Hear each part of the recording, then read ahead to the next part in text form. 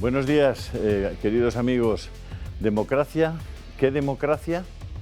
¿Una democracia que no puede impedir el acceso al poder de un dictador? ¿Una democracia que no puede proscribir leyes positivas que atentan al derecho natural y a los derechos fundamentales de las personas? ¿Una democracia que está inerme frente al incumplimiento flagrante de las promesas electorales de los políticos? ¿Una democracia que no tiene mecanismos para el control del gasto del dinero público, ni siquiera de la eficiencia de la gestión pública, de la sanidad o de la educación? ¿Una democracia que no tiene instrumentos de defensa para evitar la concentración de los distintos poderes del Estado en una sola mano? ¿Una democracia, en fin, que no puede garantizar la formación de una opinión pública libre y plural y que además asume impávida el clientelismo electoral y la compra de votos con el dinero público? ¿Queremos esa democracia o una democracia para la libertad o queremos una democracia para el totalitarismo, que es lo que en este momento disfrutamos?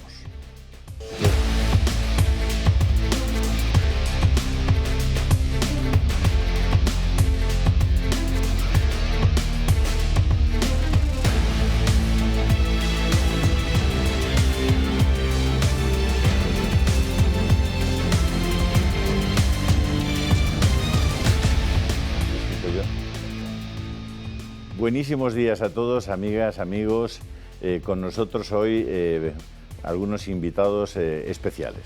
El primero de ellos, sin duda ninguna, don Luis Antequera, abogado, escritor, historiador y editor y director de un programa en Radio María titulado Esta no es una semana cualquiera. Así es, Julio, historia en vena, como me gusta decir que es. Es ya un programa de culto, don Luis. Bueno, qué bien que me lo digas. Sabíamos que había un escuchante, un oyente. Parece que eres tú. Sí, yo hago la misma broma cuando me paran por la calle y digo, hombre, este es el espectador. Qué exactamente, bueno. Exacto. Pues me alegra mucho tenerte aquí. Lo mismo digo, un placer estar aquí. No sé si has escuchado el editorial, no sé si tienes alguna matización que hacer. No, pocas. Realmente es un editorial muy condensado, muy corto, muy breve, muy fácil de entender y que finalmente da en el clavo. Lo digo de verdad. Lo digo con completa sinceridad, no puedo sino expresar mi acuerdo con lo que se ha dicho en ese editorial. Efectivamente están saliendo a la luz las muchas deficiencias que tiene nuestro sistema constitucional y que en pocas palabras se han expresado en este editorial. No va a ser un programa dedicado a pegarnos a la noticia concreta del día ni a la rabiosa actualidad. Ya saben ustedes que más bien soy partidario de sobrevolar un poco las materias y los temas y buscar perspectivas un poquito más amplias, un poco más profundas de los asuntos que tratamos. Y para eso José María Francás es sin duda alguna un cómplice perfecto. ¿Así? Yo creo que sí. Pues me alegro mucho de saberlo. A ver, y yo voy a condensar tu editorial con una imagen que se llama Pedro Sánchez de esta mañana. No sé si he tenido el gusto o el disgusto de verlo. He tenido dudas si verlo o no, porque sabes que había una entrevista en Antena 3. No lo sabía. Pues había una entrevista muy interesante de Pedro Sánchez en Antena 3, donde no me ha defraudado nada. A ver, el refrán de piensa el ladrón que todos son de su condición se puede aplicar, pero no directamente, porque él simplemente aplica a los demás la condición de ladrón suya. Es decir, le ha achacado, toda la entrevista era lo mismo, achacarle al PP y a Vox, el paquete ese no lo va a soltar en 4 años, todo lo malo que ocurre, o sea, todo lo malo que hace él, se lo achaca a los otros. Es decir, los otros se saltan la Constitución, los otros mienten, los otros no sé qué hicieron, los otros no sé qué más. Claro, yo me iba cargando, la verdad es que me iba cargando. Cuando ha hablado de política de vivienda ha sido bastante alucinante, cuando ha hablado de los jóvenes y el paro que estábamos creciendo, bueno, todo es alucinante, pero es que casi al final lo ha rematado de una manera que me ha llegado al corazón. Porque hablando de que hace poco estuvo Aznar con la misma entrevistadora que Susana Griso, le ha echado en cara a Susana Griso que no había representado a Aznar cuando Aznar mentía.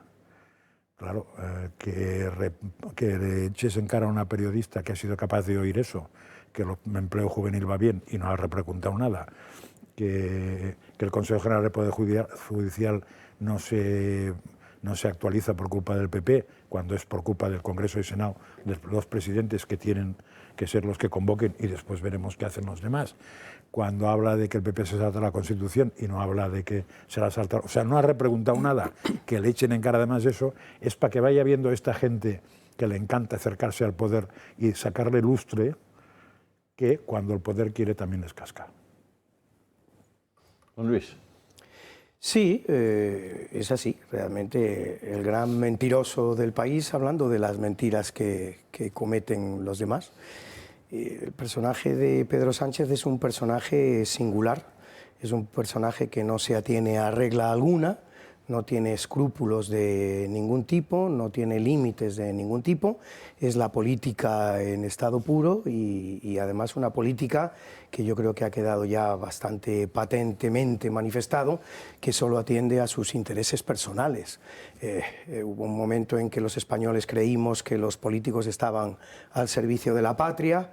A partir de un determinado momento nos empieza a dar la impresión de que no es tanto la patria aquello a cuyo servicio están, sino que más bien es el partido, y en este momento yo creo que estamos ante un personaje que no tiene otro interés, ni otro dios, ni otro ídolo que él mismo.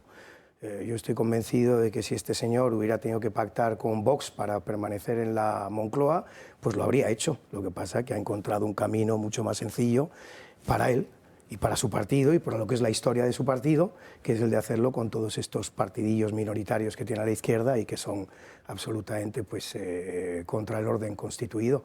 Pero es un hombre que no tiene el menor reparo en hacer lo que haga falta con tal de mantenerse él en la Moncloa día a día, partido a partido, como dice el Cholo, día a día en su caso. Es que además ha hecho una afirmación que a mí me ha dejado, bueno, yo supongo que alguien la dirá.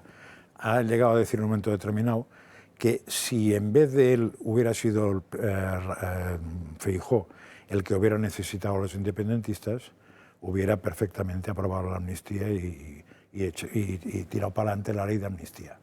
Y tampoco ha sido repreguntado por eso. Pero se ha quedado absolutamente tan ancho haciendo esa afirmación como muchas otras. Es que o sea, la capacidad que tiene.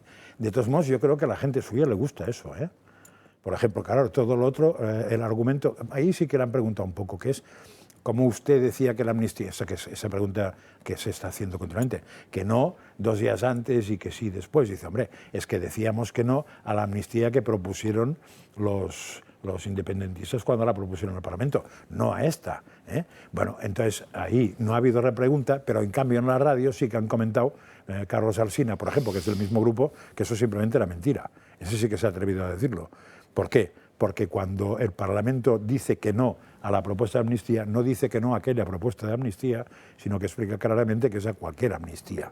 Cosas de estas, ¿no? O cuando hablan de la amnistía fiscal, que nadie es capaz de decir que no tiene nada que ver, que la palabra ahí está mal usada. No era amnistía fiscal, era otra cosa. O cuando hablan de 25 amnistías que se han dado en Europa en los últimos años. Claro, nadie contradice eso.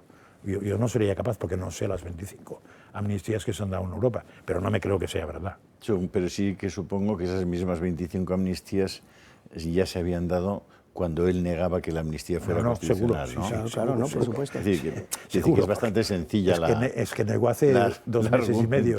¿No? Negó hace 2 meses y medio. Es que tenías un ministro de Justicia que ahora es miembro del Tribunal Constitucional que puso por escrito que la amnistía era inconstitucional, cuando se habían dado 25 amnistías en toda Europa, que parece que sí fueron constitucionales. Por alguna extraña razón, la amnistía que plantean los independentistas en España no es constitucional, y eso lo afirmaba él, lo afirmaba su ministro de Justicia, lo han afirmado la mayoría, por no decir con unanimidad, todos los jueces españoles, lo han afirmado los catedráticos de todo tipo de materias jurídicas, lo han afirmado los decanos de los etcétera, etcétera, etcétera, ¿no? Es decir, que discutir con Pedro Sánchez es inútil porque no se atiene ni a la lógica ni a la razón, se atiene al eslogan y, sobre todo, utiliza el poder que él mismo tiene en los medios a los que va para que esos medios estén muy tranquilitos y le dejen hacer prácticamente lo que quiera, ¿no? Me da la sensación. Lo que ocurre también es que esta democracia española, con sus puntos fuertes y sus puntos flancos, tiene ya 50 años de antigüedad. No hemos nacido ayer, no estamos en el sistema que nos propone la Constitución del 78 desde ayer, estamos desde el 78. Y han pasado muchas cosas, es decir, hemos llegado al punto en que nadie está libre de pecado, esa es la triste realidad. Y yo quiero recordar que, por ejemplo, Mariano Rajoy intentó comprar el favor del PNV con la entrega de 6.000 millones de euros, que encima el PNV se permitió traicionarle a última hora y no votarle favorablemente en aquella moción de censura. Pero la concesión estaba hecha, tan hecha, que luego se consolidó en los presupuestos, a pesar de que quien proponía los presupuestos ya no era Mariano Rajoy. Yo también quiero recordar que hoy estamos hablando mucho del referéndum del 2017, estamos hablando de las posibles amnistías, de todas estas consecuencias nefastas que ha tenido este referéndum del año 2017, pero es que con anterioridad hubo un referéndum en el año 2014, que fue idéntico. Uno de los empeños que existe en estos momentos en el mundo de las tertulias y en el mundo del pensamiento político español es intentar demostrarnos que el referéndum del 2014 fue distinto del 2017, y no, fue idéntico. Es más, incluso fue más limpio, porque al no enviarse policía para allá, ni haber ningún tipo de desorden público, pues finalmente resultó un referéndum bastante presentable y bastante aceptable en lo que son sus condiciones de tipo democrático. Y ahí el que gobernaba no era el señor Pedro Sánchez, ahí el que gobernaba era, con una comodísima mayoría absoluta de 185 diputados, Mariano Rajoy. Mariano Rajoy miró para otro lado.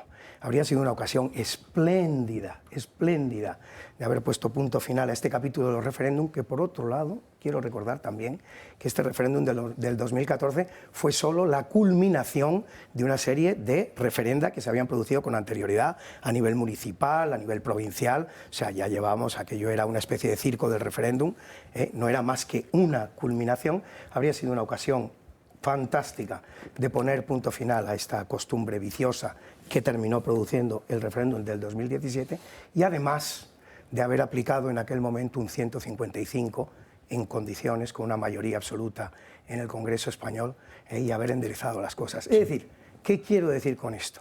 Que es que hemos llegado a un punto en que todos, hay mucha historia ya en la democracia española y todos estamos pringados. Cuando el señor Sánchez hace esas afirmaciones que hace, pues no son exactas, porque evidentemente también podría haber negociado la amnistía en estos momentos Feijóo. Luego ahí ha mentido, pero no le falta esa parte de razón de que si el PP en un momento dado necesita hacer alguna cosa, la hará. Sí, lo que pasa es que la parte de razón que suele tener Sánchez suele ser la parte de error en la explicación, o sea que es anecdótica. Por ejemplo, otra cosa que ha hecho esta mañana, que yo supongo, ahí menciona que la periodista sí que ha quedado un poco asombrada, la ha intentado replicar y el otro se lo ha ido como ha podido.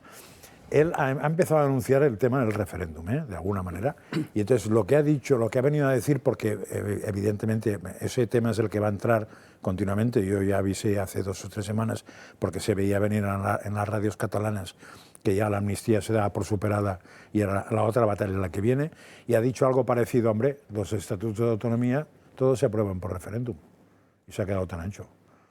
Susana Griso le ha dicho, sí, hombre, pero referéndum solo para una cosa que solo se aplica en una zona. Claro. Sí, pero todos los estatutos se aprueban y han pasado por referéndum y no ha pasado nada. O sea que ahora se trata de que la palabra vaya entrando, la de amnistía ya se da por entrada, la palabra referéndum, no creo que llegue a la sutileza de referenda, porque esto hay que saber un poco de latín y tal, y esto puede superar. El plural de referéndum. Exacto, eso ya, el templum si no templa. Hay que decir referéndums, que es una palabra muy complicada. El templum templa, creo que debe ser la segunda. ¿Qué declinación es la segunda? Pues yo creo que es la segunda. Segunda declinación. No me pongas en graves apuros, pero sí, es que yo llegué a la segunda declinación. No, yo llegué a todas, pero porque hice el bachillerato que no habían estropeado y que cuando pasaba Pisa no quedaba en ridículo todo el mundo. O sea, el previo a Rubalcaba y compañía, y Maralbal. Pues ahora toca referéndum, nos vamos a tener hasta en la sopa, van a devaluar la palabra y al final nos van a colocar algo de eso, a no ser que no le ganen a los turrones de este año o del que viene. Cuando en español se quiere describir a alguien que es muy inteligente, se dice de él que sabe latín. Sí.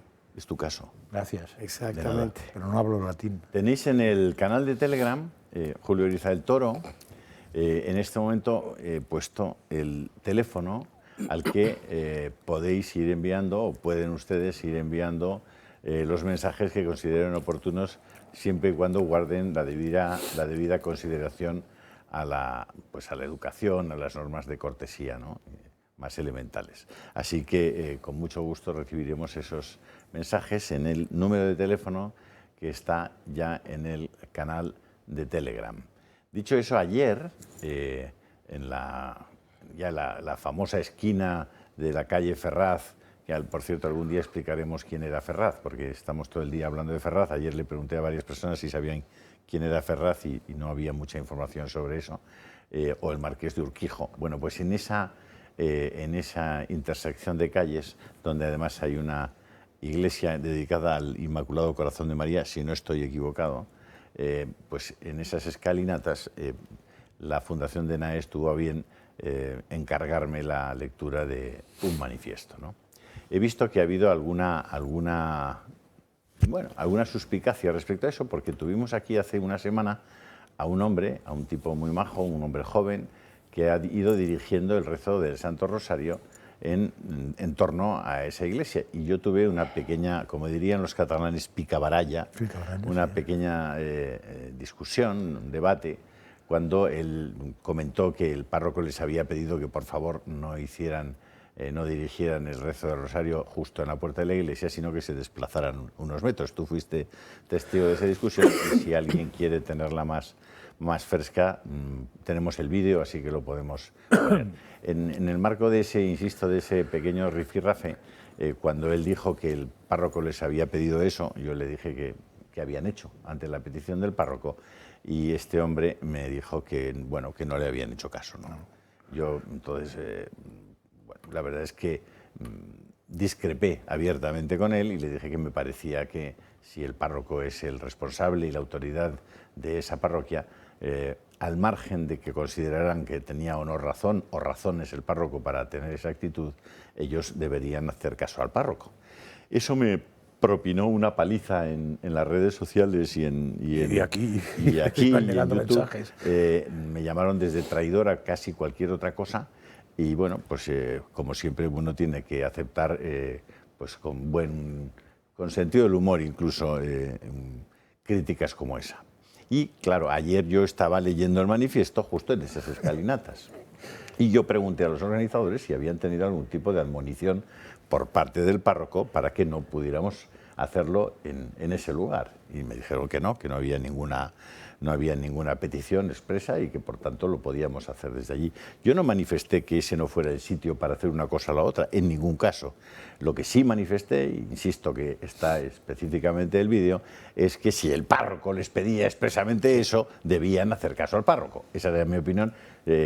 Luis Antequera tendrá la suya, Josep María tendrá la suya. Y guardarse la opinión sobre el párroco. Y guardarse la opinión internamente sobre el párroco. Que también la expresaron, ¿no? Entonces, bueno, pues mucha gente en ese momento fue enormemente crítica con mi posición, yo les respeto y espero que también hagan lo mismo conmigo. Y para hacer esa lectura, insisto que yo pregunté antes si había algún tipo de petición para que no hubiera sido allí, porque yo, efectivamente, si eso hubiera sido así, hubiera hecho caso al párroco y no hubiera leído el manifiesto desde allí. Bueno, dicho eso, que me parece que debo explicar, ¿no? Lo que os voy a poner ahora, que es el vídeo de ese manifiesto, que por cierto no escribí yo, también tengo que decirlo, el autor es la Fundación de NAES y la gente de Iván Vélez, a quien por cierto agradezco la invitación. Bueno, pues antes de empezar a leerlo, yo había estado dentro de la iglesia haciendo una visita y al salir y empezar el discurso, veréis que digo, bueno, lo primero, el más importante de todos nosotros es, sí, y señalo a la parte de atrás, es decir, señalo pues al Santísimo que estaba dentro de la iglesia. Y alguien en el público grita en ese momento, ¡Abascal! Yo digo, sí. El más importante es el que está detrás. Y aquí abajo, el más importante es Abascal. Lo digo para que entendáis esa situación, que es justamente el principio del vídeo. Yo sigo pensando que el más importante estaba detrás y luego, pues efectivamente, ahí debajo estaba Abascal y había otras personas. Lo que pasa es que, Julio, los que veíamos el vídeo, los que vimos eso, como no sabíamos que había detrás, claro, por eso yo pensé que tumba habrá detrás tan importante para Pues Julio. No había ninguna tumba. Y entonces simplemente hice esa referencia. Y bueno, me hizo muchísima gracia ver que pues que había longitudes de onda diferentes entre el público, ¿no? Y nada, quería poneros este vídeo para que lo veáis y con esa pequeña explicación. Buenos días y muchas gracias por estar aquí hoy. Gracias.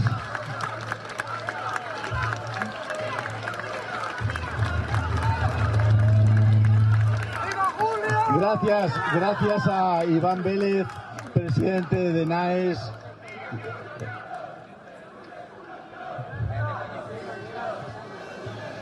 Gracias a Iván Vélez, presidente de NAES, que ha convocado este acto, que por otra parte no hay que decir que es un acto verdaderamente multitudinario e importante. Gracias, porque hoy es un día de fiesta y nuevamente habéis querido estar aquí dando un testimonio de que creéis de verdad en este país, de que creéis de verdad en España. No me voy a salir del guión más porque me echarán una bronca, pero sí quiero deciros que el más importante de todos nosotros está aquí detrás, aquí dentro. Está ahí dentro. Y el siguiente más importante está aquí abajo y es Abascal.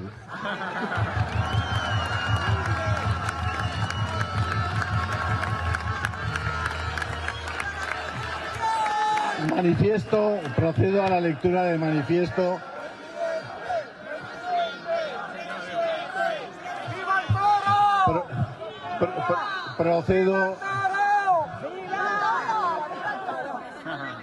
Procedo a la lectura de este manifiesto de la Fundación de NAES el día de la Constitución. Os ruego solamente 1 minuto y medio de silencio y ya estamos. Hoy nos encontramos aquí en el día de nuestra Constitución en defensa de la unidad de España, la igualdad entre españoles, la democracia y nuestro Estado de Derecho. España atraviesa uno de los momentos más negros de su historia. El golpe de Estado perpetrado directamente desde la Moncloa ha demostrado que Pedro Sánchez no tiene ningún límite moral ni político y ha supuesto la mayor traición que puede concebirse y un acto de corrupción sin precedentes. La emergencia nacional que padece España nos exige a todos los patriotas, en especial a los partidos políticos y a las entidades de la sociedad civil, conformar un frente común contra este gobierno autócrata que ha entregado España a cambio de perpetuarse en el poder, incumpliendo la ley, mancillando nuestro prestigio internacional y amenazando una unidad territorial con siglos de historia. Se está pretendiendo desguazar nuestra patria. Están desacreditando el imperio de la ley. Están dando la razón política a los golpistas. Están atentando gravemente contra la separación de poderes y están vulnerando la igualdad de todos los españoles. Por eso hoy, ante la sede del Partido de la Traición, acusamos al presidente del Gobierno, Pedro Sánchez Castejón, de cometer un golpe de Estado para perpetuarse en el poder. Y le exigimos la respuesta penal más severa por la traición que está consumando.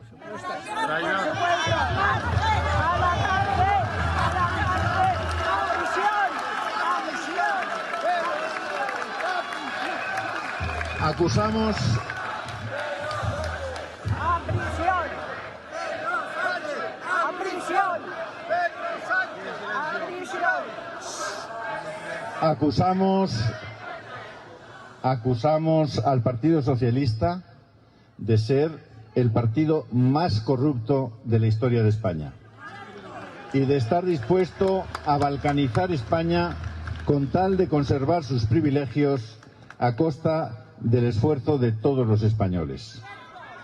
Y acusamos también de traición y corrupción a todos los partidos políticos y entidades de la sociedad civil que, bien por complicidad o por cobardía, claudiquen en la defensa de España, de su unidad y de su continuidad histórica.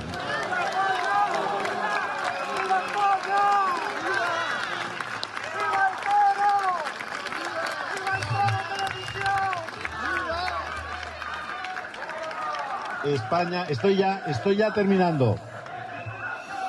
Estoy terminando. España es una comunidad histórica legada de padres a hijos. Es la tierra de nuestros abuelos y a su vez la de quienes les precedieron. No vamos a consentir que unas élites corruptas negocien con el sustento, la igualdad y la soberanía de todos los españoles, de los que fueron, somos y serán. Por España. ¡Viva España! ¡Viva! ¡Viva la libertad, carajo! ¡Viva! ¡Viva el toro! ¡Viva el toro televisión! ¡Viva! Como no puede ser de otra manera, cerramos este acto escuchando el himno nacional de España. Gracias.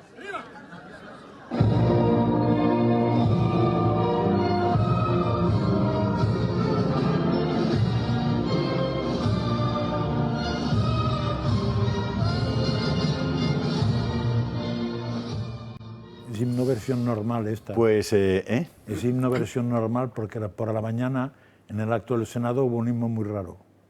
bueno, no lo sé. Una versión más moderna, yo me perdí un Puede poco, ser, sí. puede ser. No, era el himno nacional, pero... Don Luis, ¿algún comentario? Bueno, para empezar, si te parece bien, comentar lo que tú mismo has introducido y efectivamente yo creo que hay que obedecer al párroco. Es decir, la divergencia de opiniones, la pluralidad de opiniones es absolutamente legítima, es algo por lo que tenemos que luchar, es algo por lo que tenemos que defender. Para eso tenemos los argumentos, para eso tenemos la palabra, pero esta libertad de expresión no es nada y no tiene ningún sentido y sobre ella no puede crecer nada si no aceptamos la autoridad que cada persona tiene en su ámbito. Y concretamente en la Iglesia la autoridad sigue siendo el párroco. Entonces, si el párroco, además como parece que lo hizo de buenas maneras, simplemente solicita que el rezo del rosario se haga unos metros más allá, pues se hace y punto. Luego se estará de acuerdo o no. Yo probablemente no estaría de acuerdo en que un párroco, vamos, probablemente no, con toda seguridad, no puedo estar de acuerdo en que un párroco me pida que rece un rosario fuera de su iglesia. Pero es que por delante de eso acepto la autoridad que tiene el párroco dentro del ámbito de la iglesia. Y si él, por la razón que sea, que a lo mejor me la puede explicar y hasta la puedo entender, no quiere que se rece el rosario en ese ámbito, pues no lo rezo y punto. O sea, no veo que se pueda producir mayor problema sobre ese tema. Está perfectamente resuelto con retirarse unos metros y rezar el rosario donde nos ha pedido el párroco que lo hiciéramos. Parece que es un problema que no se centra solo en que un párroco te prohíba rezar el rosario, sino que ahora va a estar de plena actualidad, y está de plena actualidad ese tema, por ejemplo, con la cuestión del Senado. Dices, ¿qué tiene que ver una cosa con la otra? La misma. Es decir, hay la teoría de que tú puedes combatir el saltarse la ley con la ley o saltándote la ley. Eso es una decisión que hay que tomar. Claro. Es decir, ¿me justifica a mí el que el contrario se salte la ley, saltármela yo y usar los mismos malos medios que usa él o no? Y eso es una decisión moral. ¿Justifica o no justifica? Entonces, ahora mismo nos encontramos con, y eso es donde está más de moda que por el párroco, que no deja de ser una anécdota muy concreta. Ahora nos vamos a encontrar, o nos estamos encontrando con un problema, que es que unos señores, abusando de la ley o saltándose la ley, pero teniendo ellos la posibilidad de negar ese abuso que es teniendo el Tribunal Constitucional, están dando un golpe de Estado. ¿Cómo se responde a eso? ¿Con la legalidad estricta o saltándose la ley igual? Pues eso es una buena pregunta. Yo creo que saltarse la ley es complicado, a no ser que el contrario ya sea flagrante que se la salta y no hay más remedio que responder de otra manera, pero lo que tampoco hay que hacer es tontos, ¿no? Y entonces cogérsela con papel de fumar en la ley, sino hacer lo que hacen nosotros un poco, que es estiremos. Si se puede en la estirar, vida hay que estirar. contemporizar carajo, Sí, como sí. ya se ha dicho. Hay que aquí. hacer muchas Es decir, cosas. la vida lo que no se puede estar es siempre al límite. Sí, sí, Y con batallas con todo el mundo. Claro, y pelearse con todo el mundo. El párroco te ha dicho, oye, váyanse ustedes unos metros para allá. Pues te vas y punto, ¿no? Es que no me cabe la menor duda del asunto. Y me reservo la opinión sobre el párroco. Efectivamente, la opinión siempre es libre, la tiene uno dentro, la puede expresar, lo que se quiera. Incluso en este caso igual ni la de expresaría. momento se salva la situación corriéndose unos metros y además aceptando un principio que es elemental a la convivencia humana, que es el de la autoridad. Sí, pero es que es muy importante la autoridad de quien la tiene y en lo que la tiene. Es decir, si el párroco me dice eso vale, pero si el párroco me dice otra cosa, Hombre, que no claro, tiene, si que no el tiene párroco nada me que ver... dice que pues, fuera no rece el rosario, pues, discúlpeme, usted no tiene autoridad para hacer eso, pero si me dice que no lo haga en el su ámbito de su iglesia... en su ámbito y en su claro, jurisdicción. Naturalmente, claro que sí. Decía Marco Aurelio que la venganza más noble era no llegar nunca a ser como tu enemigo. Eso está muy bien para explicar lo que hemos dicho. Y mientras reflexionamos sobre esta sentencia, José María, si te parece, vamos a nuestro primer corte publicitario y estamos muy rápidamente con todos ustedes. Me parece perfecto. Hasta ahora.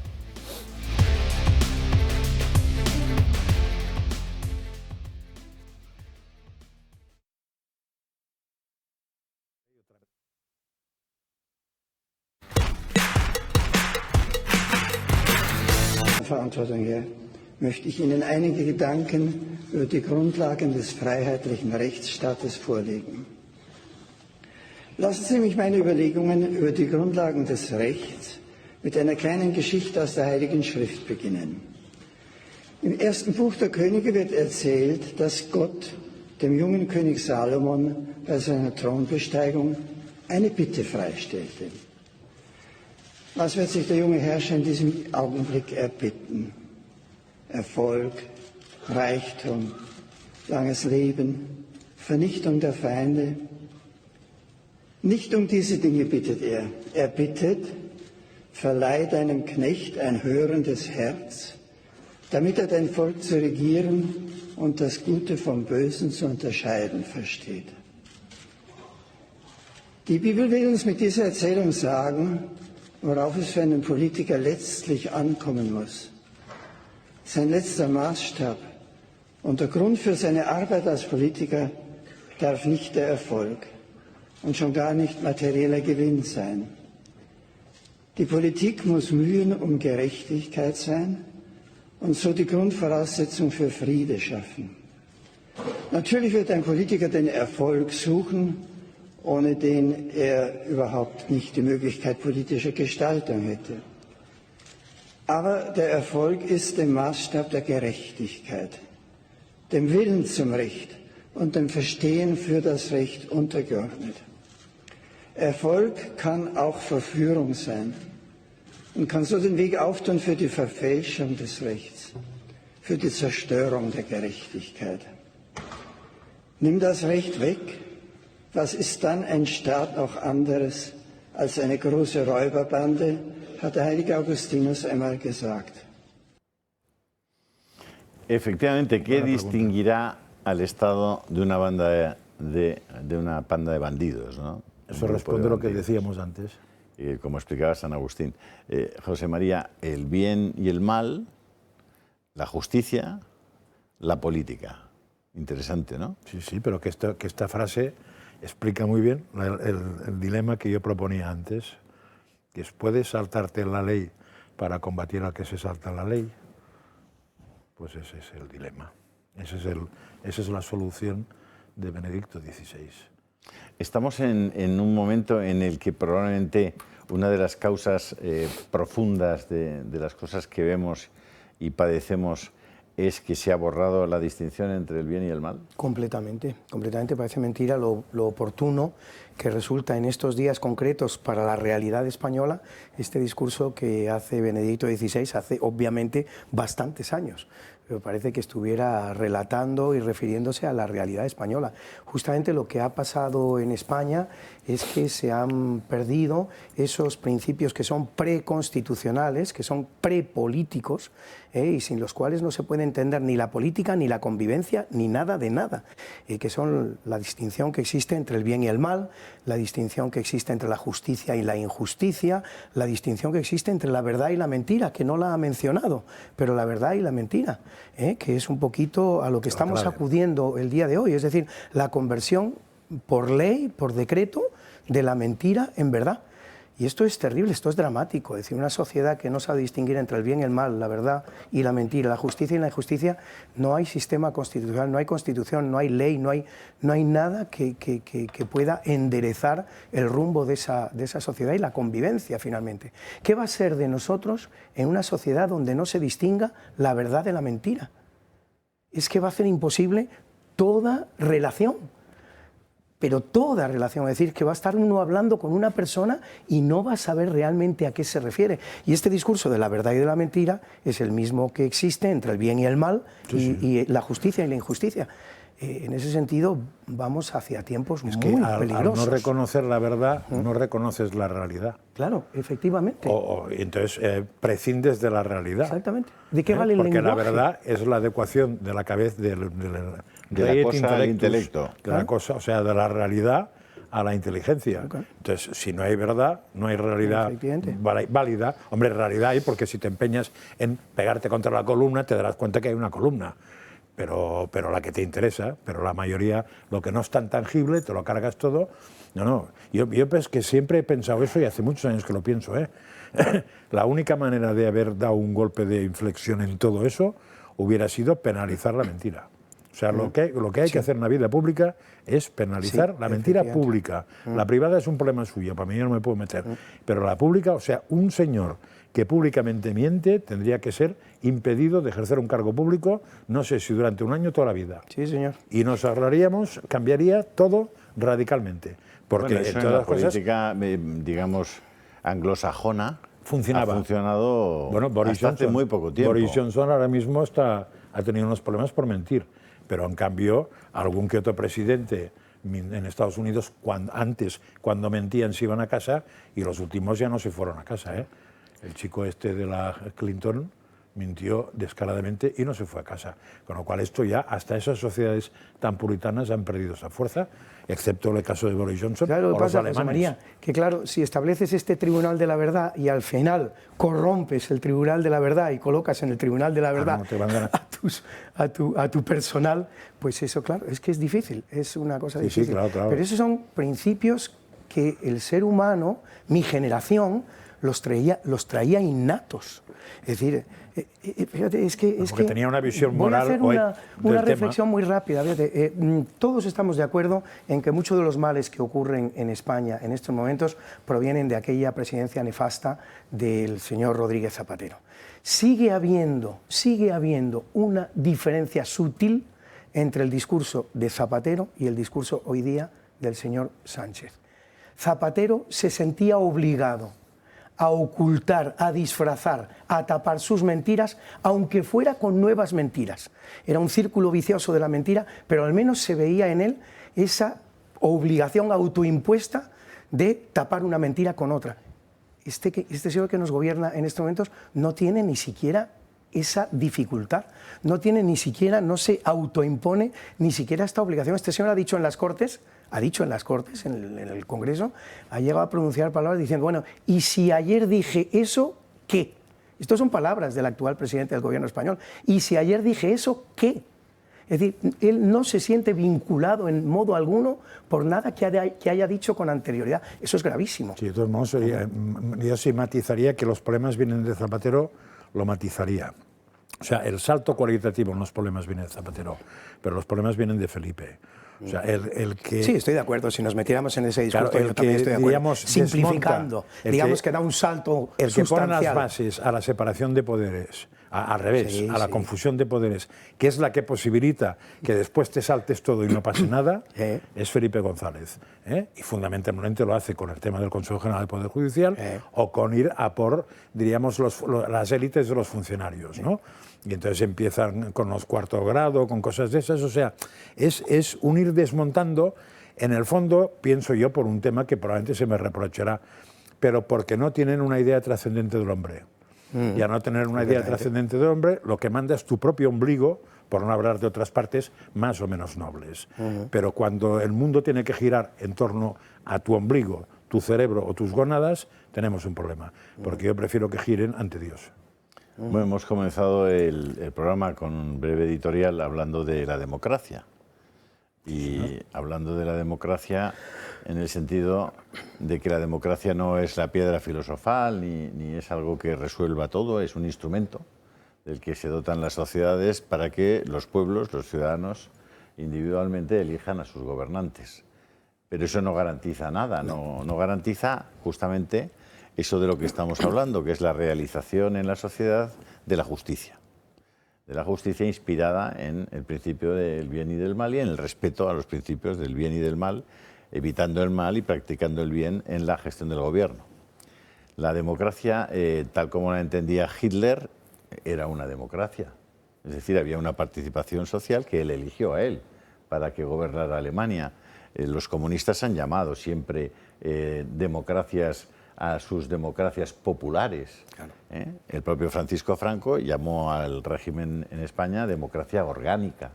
Es decir, la democracia puede tener apellidos y los ha tenido y seguramente los va a tener, ¿no? Es decir, probablemente la democracia en la que estamos viviendo nosotros es una democracia hueca, es una democracia estéril, es una democracia que permite la llegada, como decíamos antes, de un autócrata, de un dictador, de alguien que se salte todas las leyes porque él mismo se constituya en ley máxima, ¿no? Y yo creo que estamos en gran medida en esa situación, es decir, el olvido del derecho natural y de la ley natural como soporte indispensable e ineludible de la ley positiva hace que no tengamos barreras a la dictadura. Efectivamente. ¿No? Sigue. No, simplemente por terminar, me remito a Nuremberg, ¿no? Es decir, cuando se les dice a aquellos que habían practicado asesinatos y torturas y se amparaban en la ley positiva que les permitía hacerlo, les dicen, oiga, mire usted, es que usted no puede saltarse la ley natural. Claro. Es decir, esa apelación a la ley natural que hoy no se puede hacer, entre otras cosas, porque hay un completo desconocimiento de que sea efectivamente la ley natural. Pero yo, por ejemplo, yo no había entendido nunca hasta hace una semana, hasta esta semana, por qué las democracias de los países comunistas se llamaban populares. Entendí que era simplemente un eslogan. No, pues últimamente estoy viendo que no es un eslogan, es un tema filosófico. Y está saliendo ahora mismo, lo está sacando el PSOE en España, lo está sacando Pedro Sánchez y lo está sacando la presidenta del Congreso. Es decir, el poder, la verdad, la realidad viene del pueblo, directamente del pueblo. Y yo soy el que leo el pueblo. No es un organismo, no es previo, no viene de fuera del pueblo, no viene ni de Dios, ni de la trascendencia, nada. Es del pueblo, con lo cual tiene su truco esta palabra maldita. Y ahora nos la van a meter por donde sea, justo porque hay que negar eso. O sea, hay que negar que haya nada preconstitucional y hay que negar que haya nada objetivamente bueno fuera de lo que se vota, lo que vota el pueblo. Y con lo cual hay más mala leche de lo que parece con la frase democracia popular, que yo pensé que era una El otro día estuvo aquí Juan Manuel de Prada, que estaba presentando su libro Raros como yo, y tuvimos un breve debate, que me pareció extraordinariamente estimulante, y él hacía referencia justamente a esa idea de que atribuir la soberanía, digamos, absoluta al pueblo es sin duda alguna un error conceptual mayúsculo, ¿no? Es decir, justamente esa atribución de la soberanía al pueblo es lo que le permite al gobernante autócrata saltarse todas las barreras, ¿no? Saltarse la propia ley natural, ¿no? Y desde ese punto de vista, Juan Manuel de Prada tenía toda la razón, ¿no? Es decir, eso de la soberanía, ni siquiera la soberanía es un valor absoluto, no puede serlo, como el poder humano no puede serlo, ¿no? Pero ni la Constitución dijo él, ¿no? Estamos en la época que se da en llamar la posverdad, que es la posverdad, que es un término que a mí también, igual que a ti el término popular de estas democracias comunistas, pues a mí me costaba entender de qué se está hablando con la posverdad. Y la verdad es que desde hace pocos días sí lo he entendido ya, lo he entendido definitivamente. Se trata de que la verdad es la que se crea en cada momento y conviene al gobernante o conviene a cada persona. La verdad ya no es preexistente.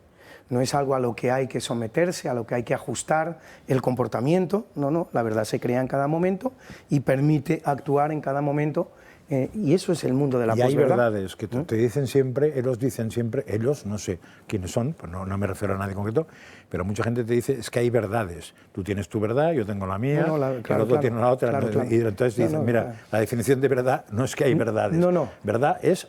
Hay una verdad. Hay una verdad. Otra cosa, la aproximación científica a la verdad, que eso como biólogo yo lo tengo muy claro, que la ciencia llega hasta donde llega y se puede contradecir.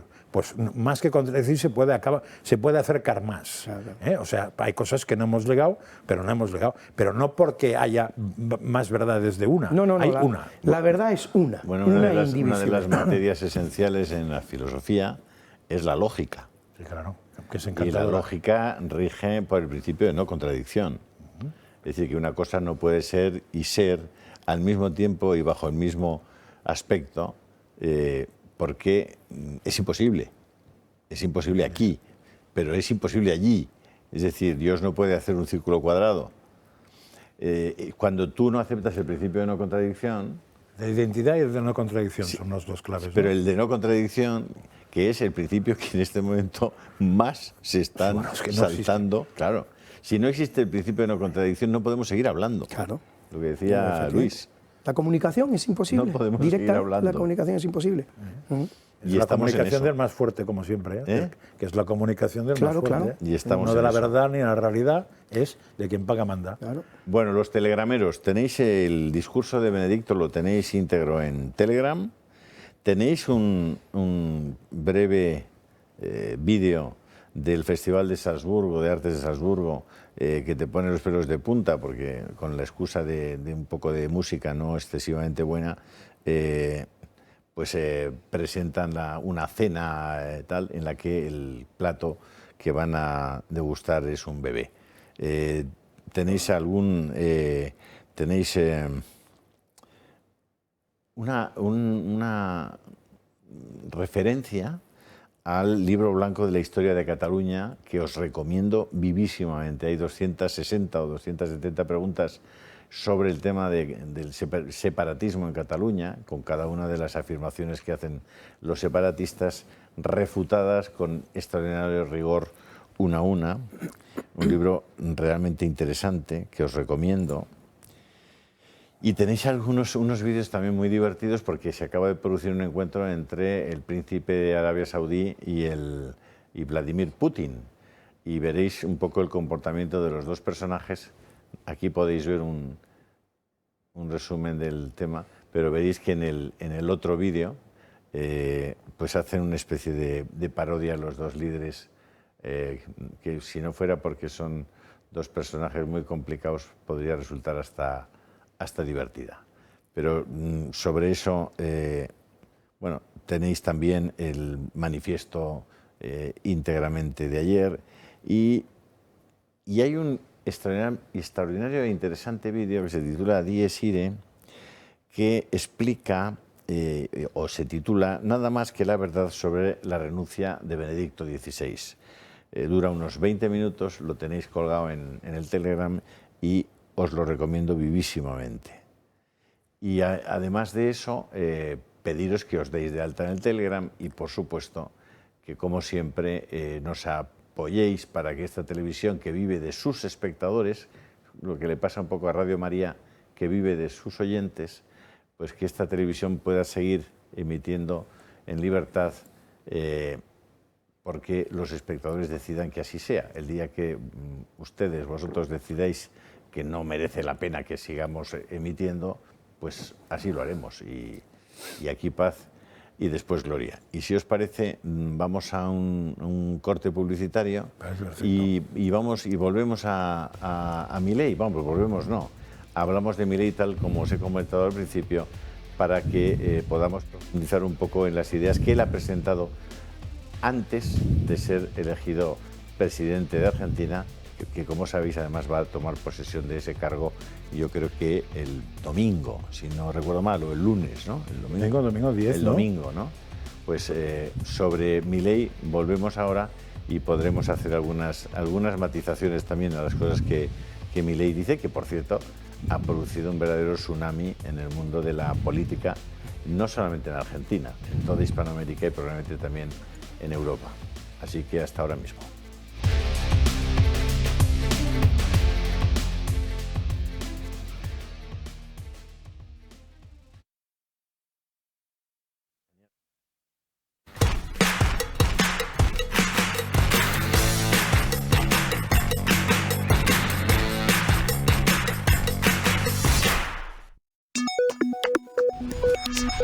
Sigue el pulso de la economía con nosotros cada día, con los mejores expertos, con rigor, con independencia. Verás como aquí lo entiendes todo.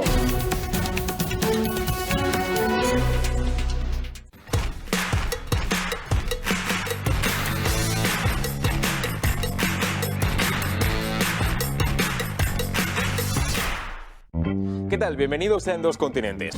Todo lo que no se cuenta sobre Estados Unidos, lo que no se sabe en Canadá, en Europa y en todo lo que les rodea. Todo lo que sucede de verdad, sin pelos en la lengua, sin miedo y sin censura. En Dos Continentes.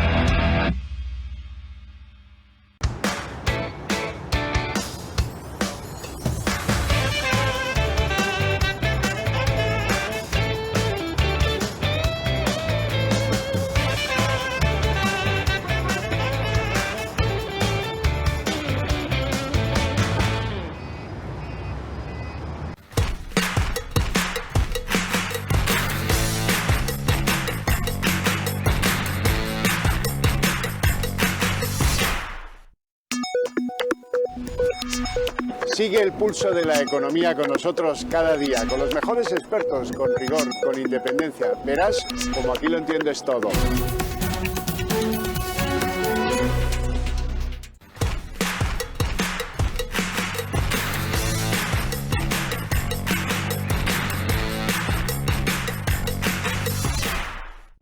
¿Qué tal? Bienvenidos a En Dos Continentes.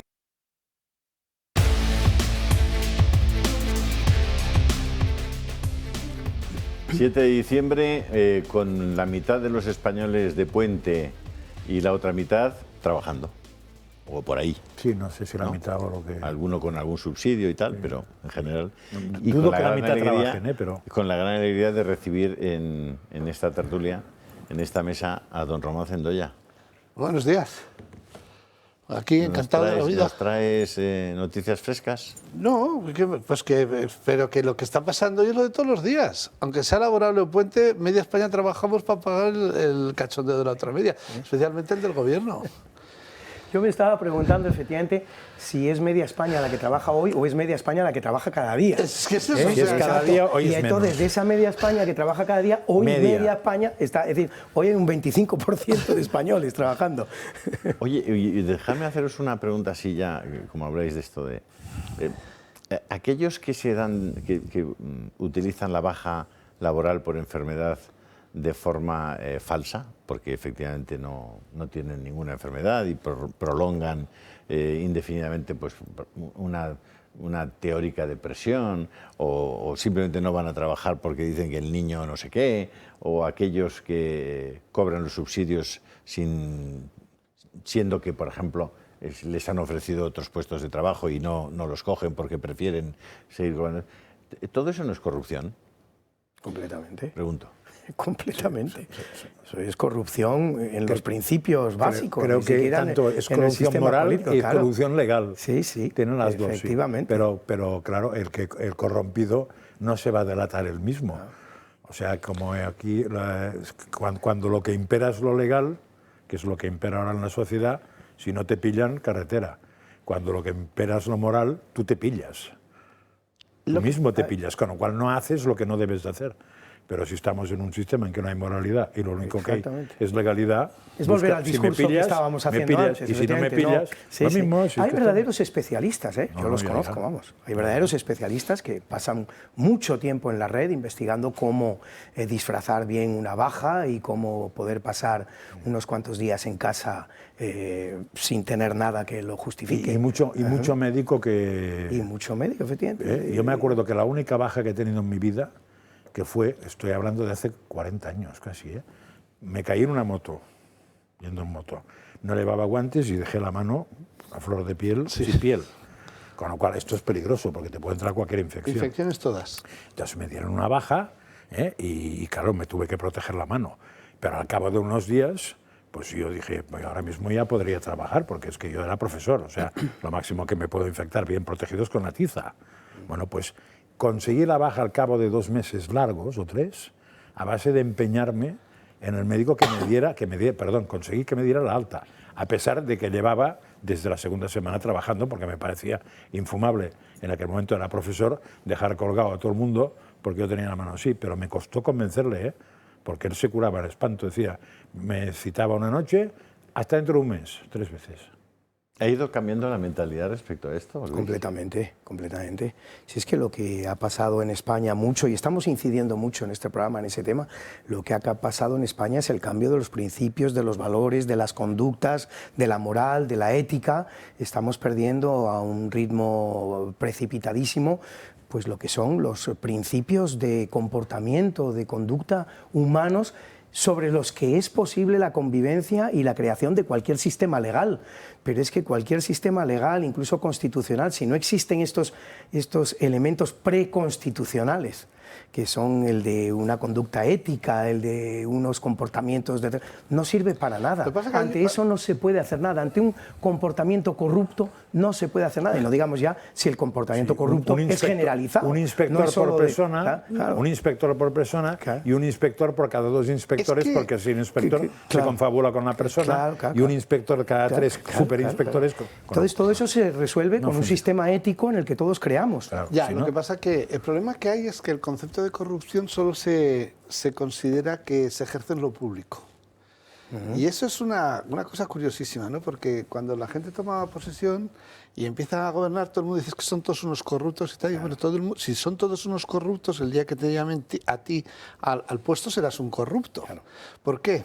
Y te dicen, no, eso es que la corrupción... No.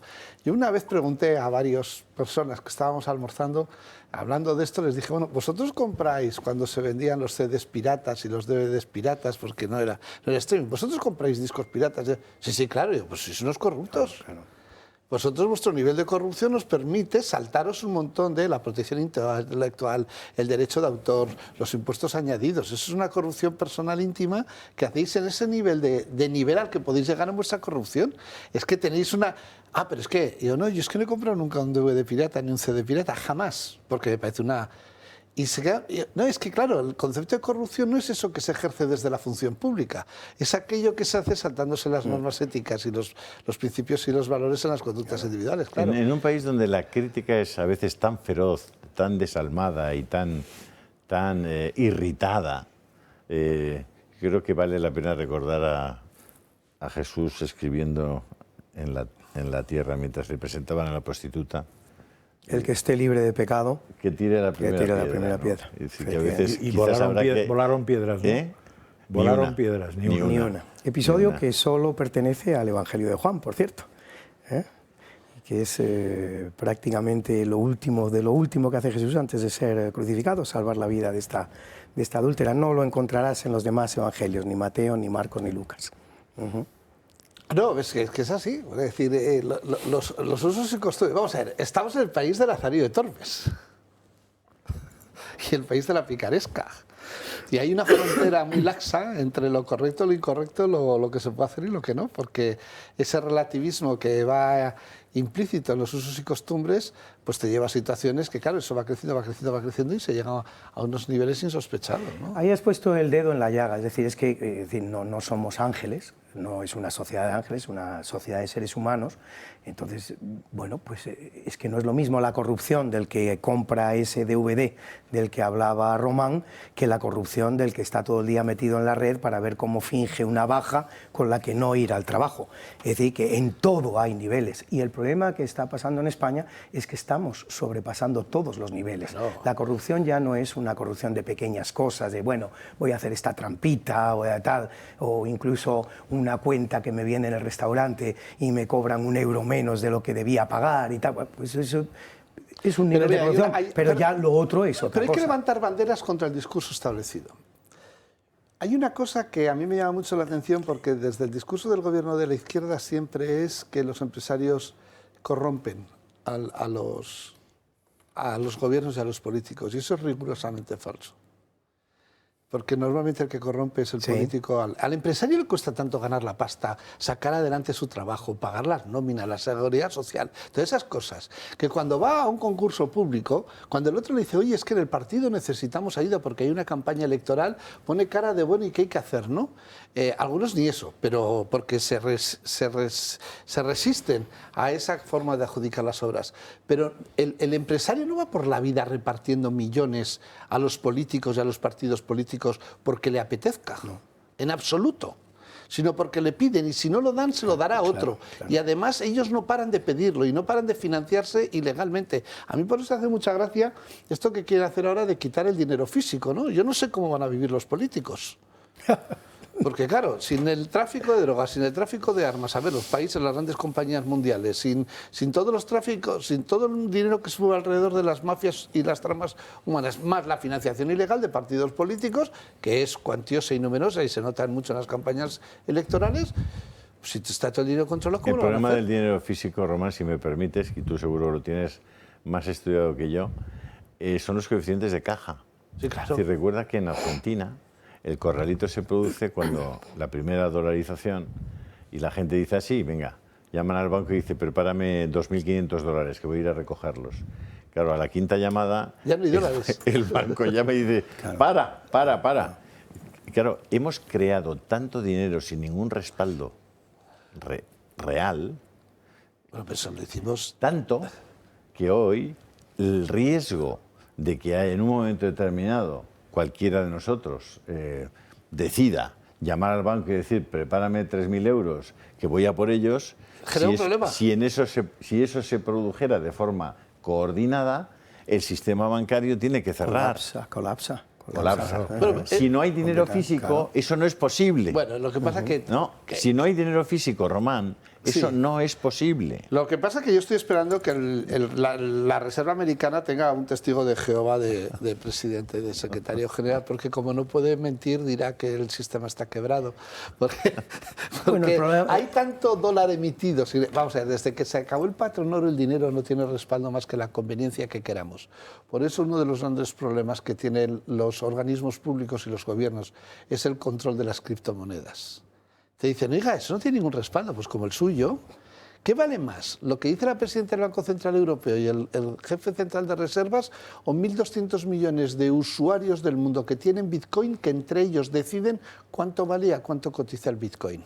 Es mucho más sólido ese mercado de 1.200 millones con criptomonedas que el otro, ¿eh? El dinero funciona si hay otro que te lo acepta. Eso es. No, ¿Qué valen las cosas? Es cuestión de Lo que la gente confianza. paga. Sí. La economía no es más que generar un sistema de confianza. Bueno, eso es. Ni más ni menos. Eso es. Hablan constantemente, perdonadme, te doy la palabra, discúlpame, constantemente del tema del dinero negro, ¿no? Sí. Y dicen, oye, que es que con esto acabaríamos con el dinero negro, ¿no?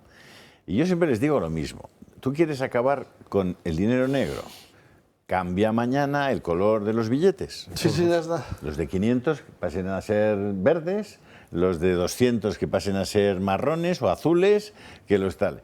Y se les dice a los ciudadanos que todos aquellos que dispongan de billetes en su casa, debajo del colchón o entre dos paredes, como Pablo Escobar, que tienen que ir al banco en el plazo de 6 meses y simplemente les darán otros con otro color.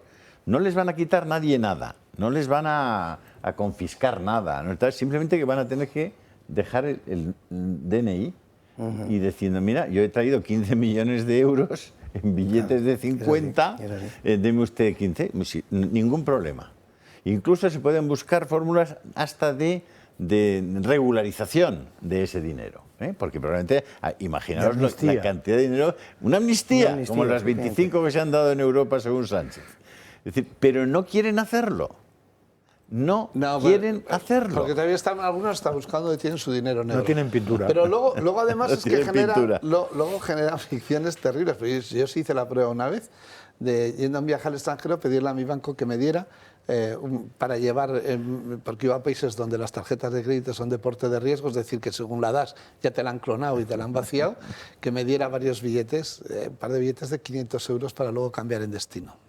Y me los dieron. Y hice la maniobra de ir a la sucursal del mismo banco, pero 3 calles más adelante. Y fui a decir que me cambiaran ese billete de 500 euros. Bueno, rellené el formulario del DNI de no sé qué. Oiga, perdone, es que me lo acaba de dar este mismo banco, 2 sucursales ahí, que está 2 manzanas más abajo, y nadie ha tomado nota de que yo me llevaba estos billetes de 500. Entonces, de repente se había oscurecido mi billete, que me había dado el mismo banco, en 2 manzanas se había oscurecido para dudar de la legitimidad. Oiga, si usted pone el dinero en curso, me da igual que sea de 500, de 100, de 200, de 50 o de 5, vale y tiene el tratamiento de un vale al portador. Lo que no puede, estos se creen que la gente el dinero negro lo tenía en 500. Cuando tú ves a todos los narcos, todos los tienen billetes de 100 y 20 dólares.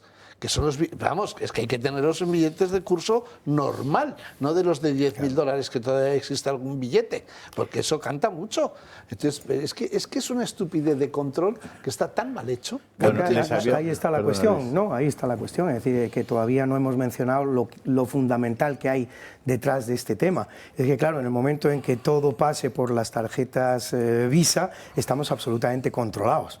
Es decir, ellos no quieren el dinero físico, porque con el dinero físico todavía tenemos la libertad de hacer determinadas cosas que a lo mejor no queremos que se sepan, no necesariamente ilegales, pero que no queremos que trasciendan. Creo que hay que resistirse como gato panza arriba al tema del dinero. Pero es que además es cornudo y apaleado, porque cuando te obligan a pagar con tarjeta o a hacer las transferencias de no sé qué, te están obligando a pagar un porcentaje al banco de lo que estás haciendo, que eso no tiene ningún sentido en una cosa obligatoria. Fíjate lo que pasó. Recordemos el origen del caso Tito Berni.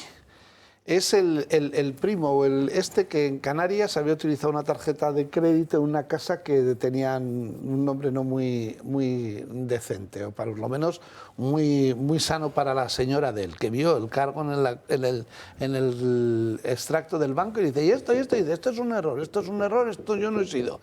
Pues anda, vete y pon la denuncia en la policía. El otro y pone la denuncia en la policía para cubrirse en casa. Y a partir de ahí sale el caso Tito Berni, porque las visitas a las casas de estas señoras eran muy a menudo y no se pudo parar. Pero claro, es que ese es el control al que llegan y que van a hacer nuestras señorías en Madrid entre semanas y tienen que pagar todo con tarjeta de crédito. ¿Qué pasó en el corralito de Argentina? Que es un tema que conozco bien, yo tengo familia en Argentina. Es decir, era legal tener cuentas en dólares. Sí, sí. Y en un momento dado esas cuentas son bloqueadas, vamos a decirlo de esta manera, se convierten en cuentas en pesos, se transforma el cambio del dólar, que pasa de ser 1 a 1 a ser 4 a 1, y toda la gente que tenía, confiando en el sistema, sus dólares en los bancos, al día siguiente era 4 veces más pobre o 4 veces menos rico, si se quiere. Quien tenía esos dólares... ¿En Miami? Quien tenía esos dólares en la caja fuerte en su casa, no solo no perdió, salió ganando. No, era más rico que el día anterior. Multiplicó su fortuna por 4. Yo estuve en el corralito, y además estuve entrevistando al presidente Duarte y era muy divertido, porque lo que se fomentaba es esa desconfianza que tienen los lugareños en sus propios países en Latinoamérica, que es una parte de la ruina de los países, que es mucho más seguro tener los dólares en Miami. para que no te pasen esas cosas. Claro. Porque todos los que se hizo, cuando se hizo el 1-4, todos los que tenían los dólares en Miami, de repente fueron 4 veces más ricos. Claro. Entonces, bueno, pasabas por toda la zona de Puerto Madero, los restaurantes, bueno, estaban aquellos llenos que no había sitio. Y bueno, 5 años atrás se han arruinado. ¿Qué va? te daban $1 con 29 pesos. Sí. Hoy te dan $1 con 950 pesos. Sí, y mañana no te quiero ni Para que contar. os hagáis una idea de cómo está. Pero mira la ventaja de que tengamos el euro, porque si lo hubiéramos dejado a Gazón y compañía en la máquina de billetes, hoy un billete metro costaría 2.000 millones de pesetas. Y estaría Pedro Sánchez diciendo en la televisión que había hecho 1.000 millonarios más que nunca este gobierno socialista. Como en la República de Weimar. Sí, exacto. Tenéis en Telegram un vídeo que acabo de colgar, musulmanes gritando Allahu Akbar mientras miran cómo lanzan homosexuales desde una azotea. El vídeo es muy duro, pero yo creo que todos aquellos que defienden con tanto entusiasmo la cultura islámica, pues deberían por lo menos ver el vídeo y luego pues que hagan lo que les parezca más oportuno. Vamos a cumplir con lo prometido, que es escuchar a Javier Milei en esa entrevista de Tucker Carlson, en la que se refiere al peso del Estado y del individuo en una sociedad moderna. Que no se dejen atrapar por esa frase nefasta que donde hay una ansiedad nace un derecho, pero que eso no se hace solo. Para eso hay que estar preparado y hay que dar la batalla cultural día a día. Y que hay que tener cuidado porque ellos no tienen problema en meterse adentro del Estado y aplicar las técnicas de Gramsci, seduciendo a artistas, seduciendo, o sea, la cultura, seduciendo a los medios de comunicación, o metiéndose en los contenidos de la educación. Hay que tener mucho cuidado, hay que cortarles el financiamiento y hay que hacerlos competir a la par, y al mismo tiempo hay que concientizar a los empresarios de que es necesario que más allá... Milton Friedman decía que la función social del empresario era ganar dinero. Bueno, con eso solo no alcanza. Parte de la inversión tiene que ser invertir en los defensores de las ideas de la libertad para que los socialistas no puedan avanzar, porque si no lo hacen, ellos se van a meter en el Estado y desde el Estado van a imponer una agenda que de largo plazo va a terminar destruyendo todo lo que toca. Entonces, ahí, digamos, es necesario un fuerte compromiso de todos los creadores de riqueza para luchar contra el socialismo, contra el estatismo, y entender que si eso no se hace, los socialistas siempre van a seguir intentando. Porque, ¿cuál es el punto? Como ellos intentan vivir de los demás sin trabajar, ellos son incansables en buscar esto. Porque su leitmotiv en la vida es vivir de los otros. Entonces ellos no ceden nunca en este mecanismo de apropiación de la riqueza y del dinero o de la generación de ingresos de otro. Entonces esa batalla tiene que ser dada de manera permanente. No se puede descansar, porque cuando uno descansa, el socialismo avanza. El Estado no crea riqueza, el Estado la destruye. El Estado no puede dar nada porque no produce nada. Y cuando lo quiere hacer, además lo hace mal. Lo expliqué con bastante claridad, se podrá estar de acuerdo o no con él, pero es difícilmente rebatible, José María. Sí, no, pero tiene claro lo que quiere decir y le está costando la manera de explicarlo, porque no quiere meter la pata.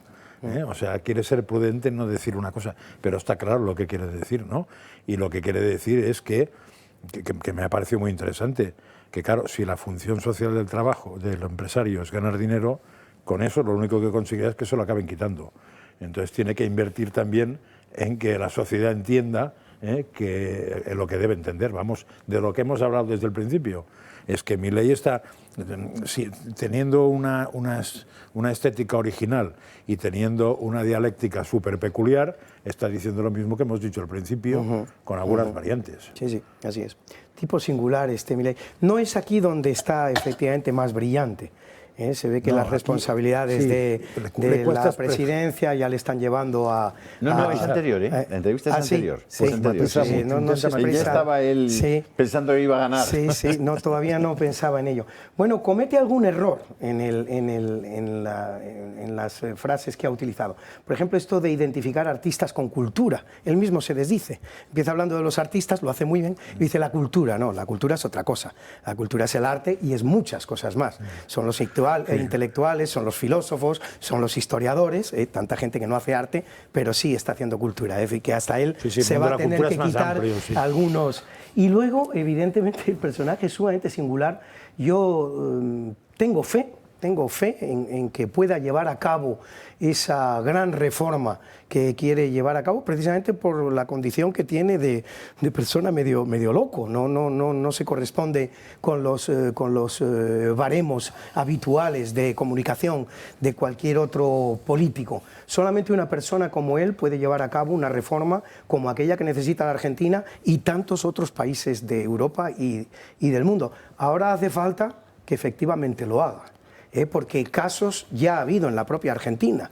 En la propia Argentina tuvieron un Macri que hizo unas promesas que se parecían mucho a las que hace hoy día Milei, y aquello fue una presidencia de transición que no tuvo ningún... Efectivamente. Pero ahí queríamos llegar. Hay dos motivos muy diferentes entre el de Rajoy y el de Macri. Vamos a ver, al final... Entre Milei y Macri, que es decir, o Rajoy y Macri. Entre Rajoy y Macri. Vamos a ver, primero, el resumen de eso es que la izquierda es un sistema de reparto y que no genera riqueza, y que la derecha o la propiedad privada, los empresarios son los que generan la riqueza, ¿no? Me parece que el Estado puede estar en los dos sitios, en la generación y en la destrucción de la riqueza. Depende de cómo se oriente el Estado.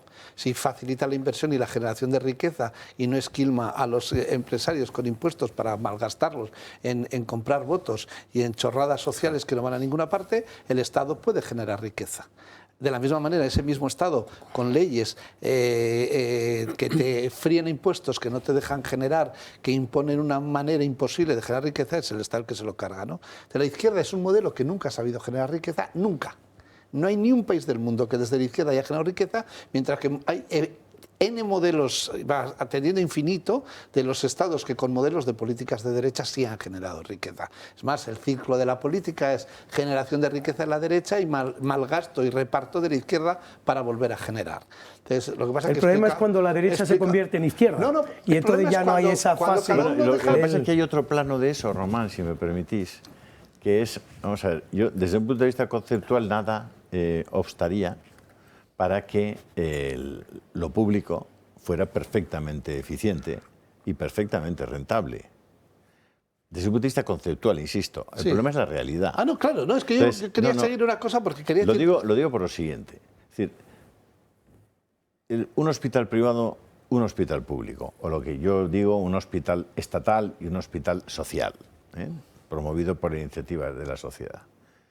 Cuando comparas los costes, la eficiencia, los distintos ratios de eficiencia de uno y otro, te das cuenta que sistemáticamente los hospitales privados, gestionados privadamente, son más eficientes. Perdóname, solo un segundo. Sí.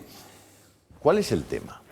El tema es que lo público no permite la auditoría, no permite ser auditado, ser escrutado en su eficiencia. Es decir, tú estás en un hospital público y tienes a una enfermera que llega tarde, que además no hace bien su trabajo, que es irresponsable. No la puedes despedir. No la puedes despedir. No, claro. Te la tienes que comer con patatas fritas en el equipo. Sí la puedes despedir. Otra cosa es que no se haga ese problema.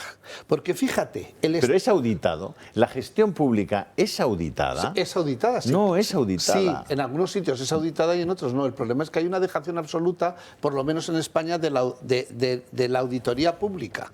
No te van a aceptar que les audites nunca. Bueno, si yo estoy dispuesto a discutir si sanidad universal, gratuita y de calidad. Y luego decidimos si tiene que ser gestionada privadamente o estatalmente. El Estado puede promover como la Comunidad de Madrid hizo 6 hospitales que los pone la Comunidad de Madrid, pero son de gestión privada. Sí, señor. El Estado, claro que puede generar riqueza. Sí, es más, muchas infraestructuras solo las puede hacer el Estado, porque el individuo o la empresa no llegaría. Pero una vez que las promueve, lo que tiene que ceder es en la gestión óptima. El problema es que en la forma de distribución de la riqueza de la izquierda es la generación de funcionarios públicos no auditados, que se convierten en semovientes. Este es un estado enorme. Tenéis un ejemplo de eso en la Fórmula 1 que se va a poner pues ahora eso, en Madrid. En España en Madrid se pone la Fórmula 1, pero de carácter privado. Y ni un duro, público. Y que ellos lo gestionan, pero ¿y qué hace el Estado? Favorecer, es decir, la administración pública. Autorizar, favorecer los permisos, pero ustedes se juegan su dinero. Eso sí, la repercusión de los 500 millones, lo que pase por taquilla y derechos internos de publicidad, el IVA, son para ellos, pero todo lo demás va para la administración pública. Es decir, la administración, depende de cómo se oriente, claro que genera riqueza. El problema es que normalmente la izquierda tiende a generarla muy mal. A ver cómo, no a los mejores, sino a los suyos los coloca en todos los sitios, sepan o no sepan nada. Hemos visto cómo Correos podía ser una empresa que generaba beneficios, una empresa que se quiebra, que ha cambiado. La orientación pública de la misma sigue siendo la misma empresa.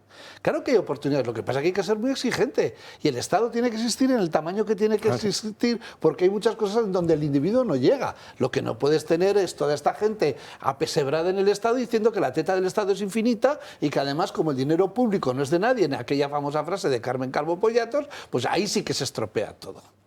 Y volviendo a Milei, el problema que tiene Macri es que intentar destruir... El problema que tuvo Macri es que intentar desmontar ordenadamente y conforme a criterios rigurosos el peronismo es imposible. Porque necesitas 20 años de reformas continuas sin que pase nada y sin que nadie te lo altere, que no se puede hacer. La única forma que se espera, y por eso se ha votado a Milei, de que desmonte el peronismo es tomando decisiones muy drásticas, muy brutales, sin tener medidas las consecuencias que puedan tener. Mirad, por favor, lo que dice Macri en otro momento de la entrevista sobre los derechos y las necesidades. O Milei, será, ¿no? Milei, efectivamente.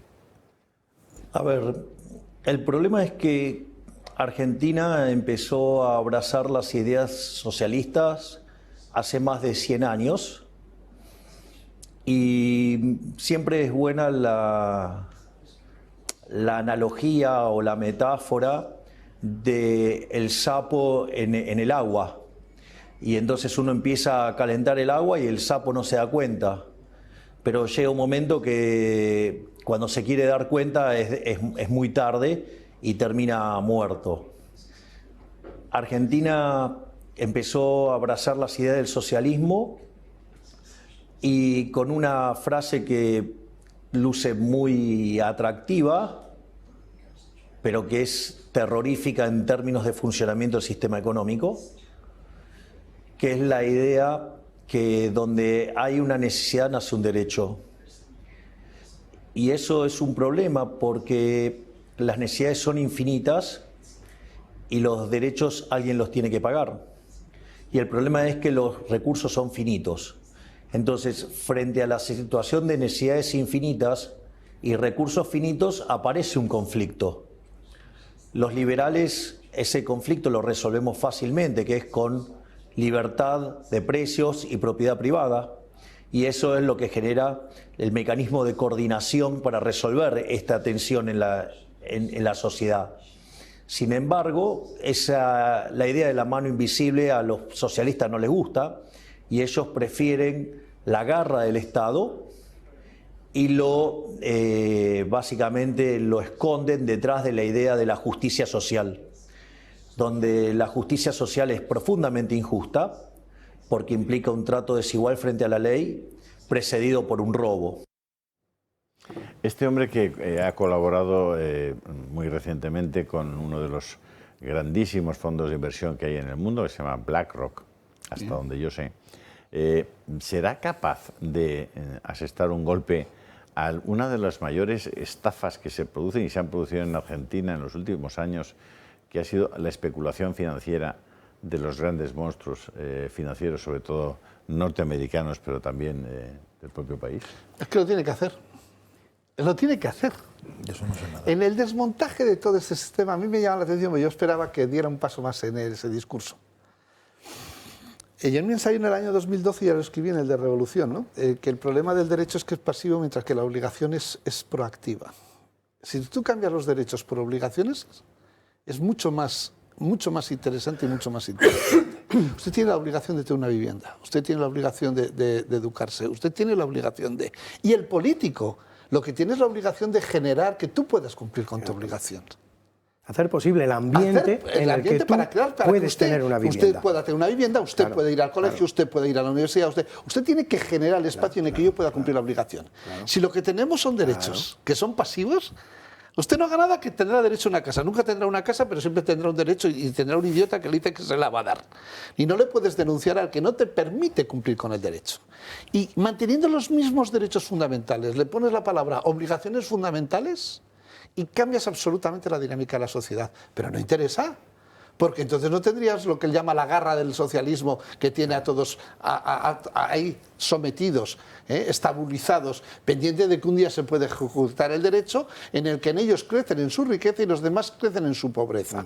Porque cuanto más, o sea, la especialidad de la izquierda es los pobres, que es lo que tanto les preocupa. Los dependientes. Les preocupa porque los generan por millones, porque si no hubiera, no habría nadie que les votara. Claro. ¿Quién está interesado en que haya pobres sino aquel que piensa que le votan los pobres? Claro. Dependientes. Es así. La caña de pescar o los peces. Claro. No, Milei se va a encontrar con 1000 resistencias. Pero es que las tiene que dinamitar sin pudor. Claro, efectivamente. No ordenadamente. Entonces la cuestión los sindicatos. ¿Y qué ha pasado? No sé. Claro. Y le dices, mire, van a salir a la calle unos parásitos. Pero tengo 14.600.000 que me han votado que también deberían salir a la calle a aplastar a los parásitos. ¿Por qué? Porque para eso me han votado. Va a tener el coraje de enfrentarse a todo eso, pero incluso de enfrentarse a otra cosa de la que no estamos hablando.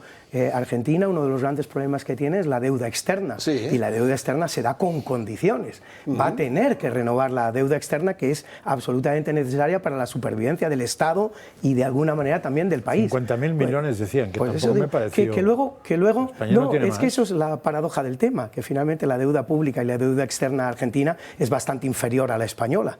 Eso es una de las...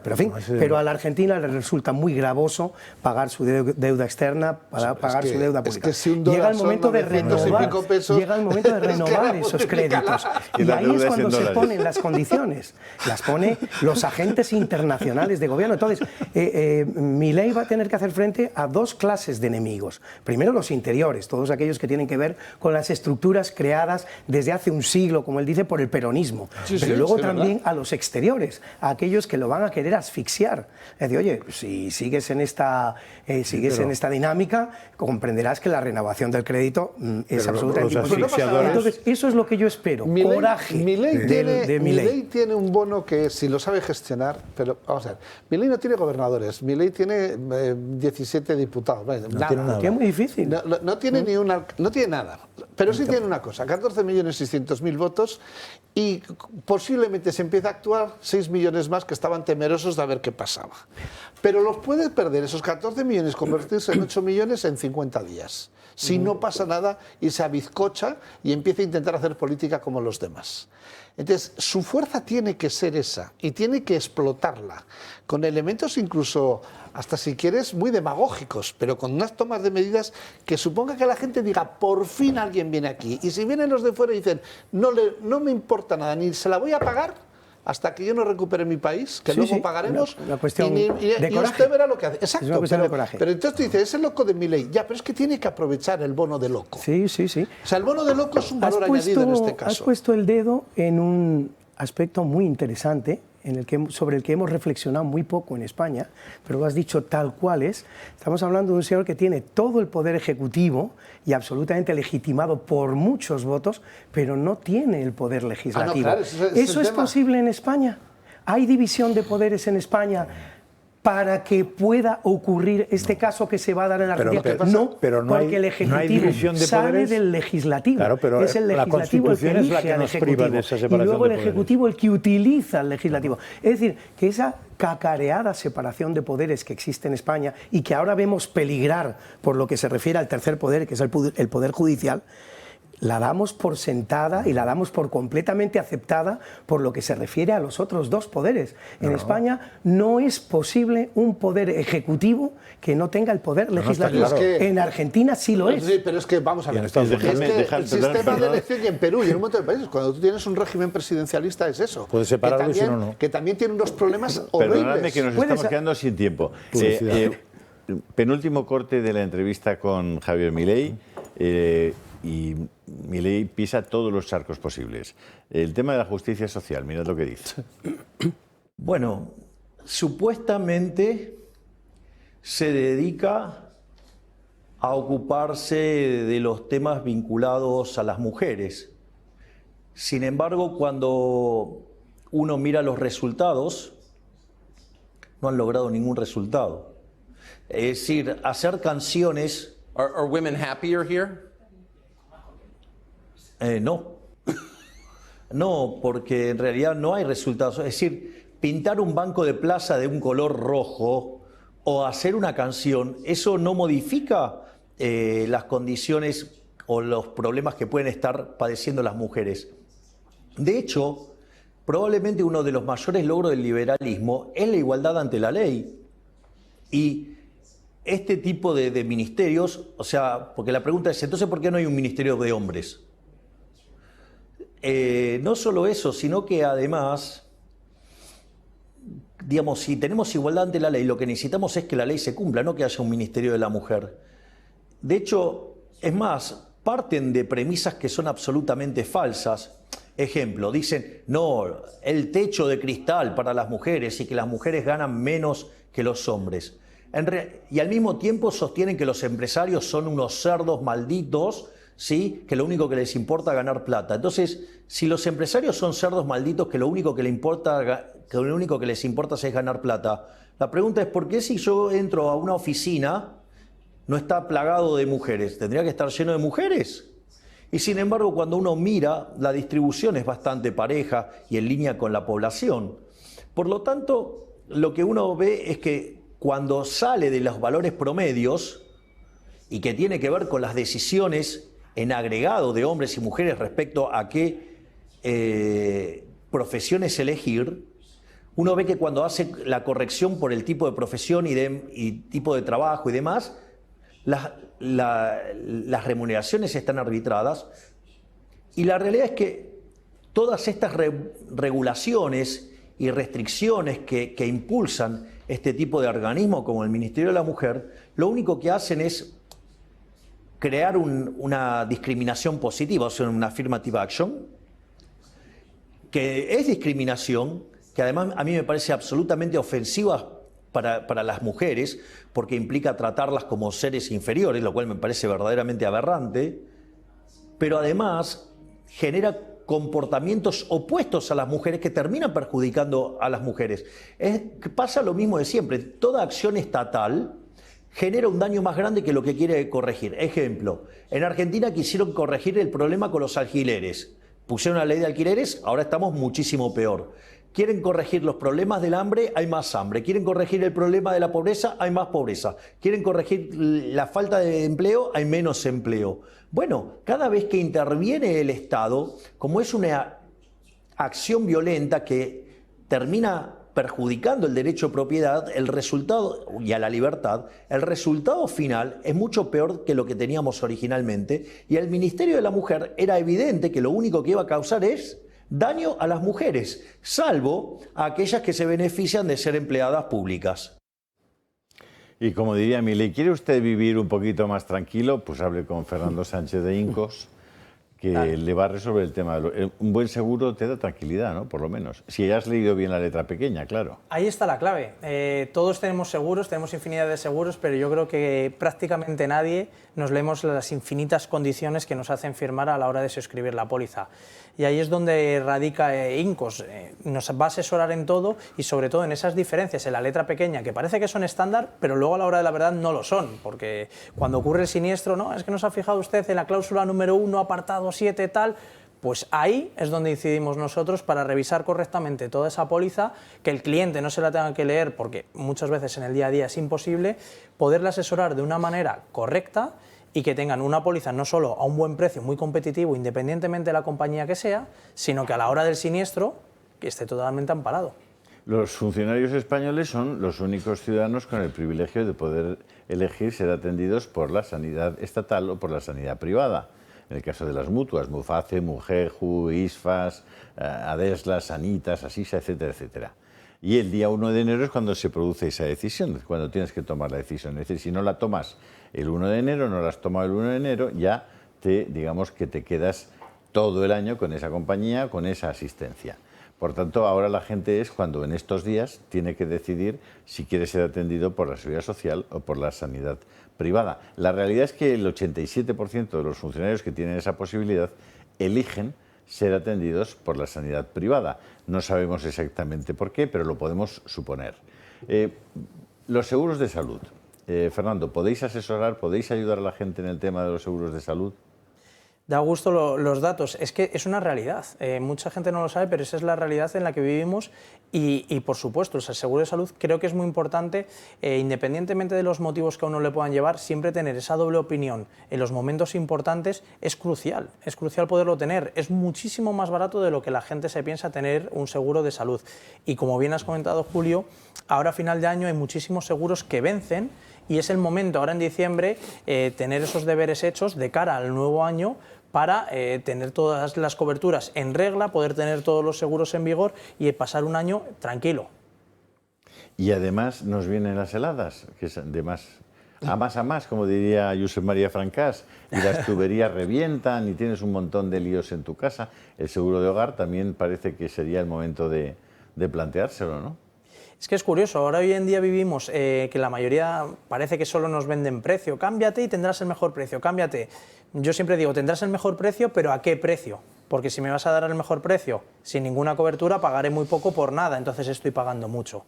Las heladas, en muchísimos hogares españoles, sobre todo los que viven fuera de núcleos urbanos o incluso viviendo en núcleos urbanos, como pasó con Filomena, es importante tenerlo cubierto, que luego cuando tengamos una rotura de agua que es muy escandalosa, tanto por heladas, por las propias deterioro de las mismas, que nos lo tengan al 100% cubierto. Por eso es importante, en esa letra pequeña que hemos hablado al principio, revisarla bien, ver qué tipo de seguro nos están ofreciendo y ver si nos van a cubrir todas las coberturas, aquellas importantes, porque bueno, las menudeces, que si se me ha roto un cristal, que por supuesto está cubierto, nos harán menos o menos daño, pero cuando tenemos una rotura o un siniestro importante, ahí es donde radica la esencia de tener un buen seguro.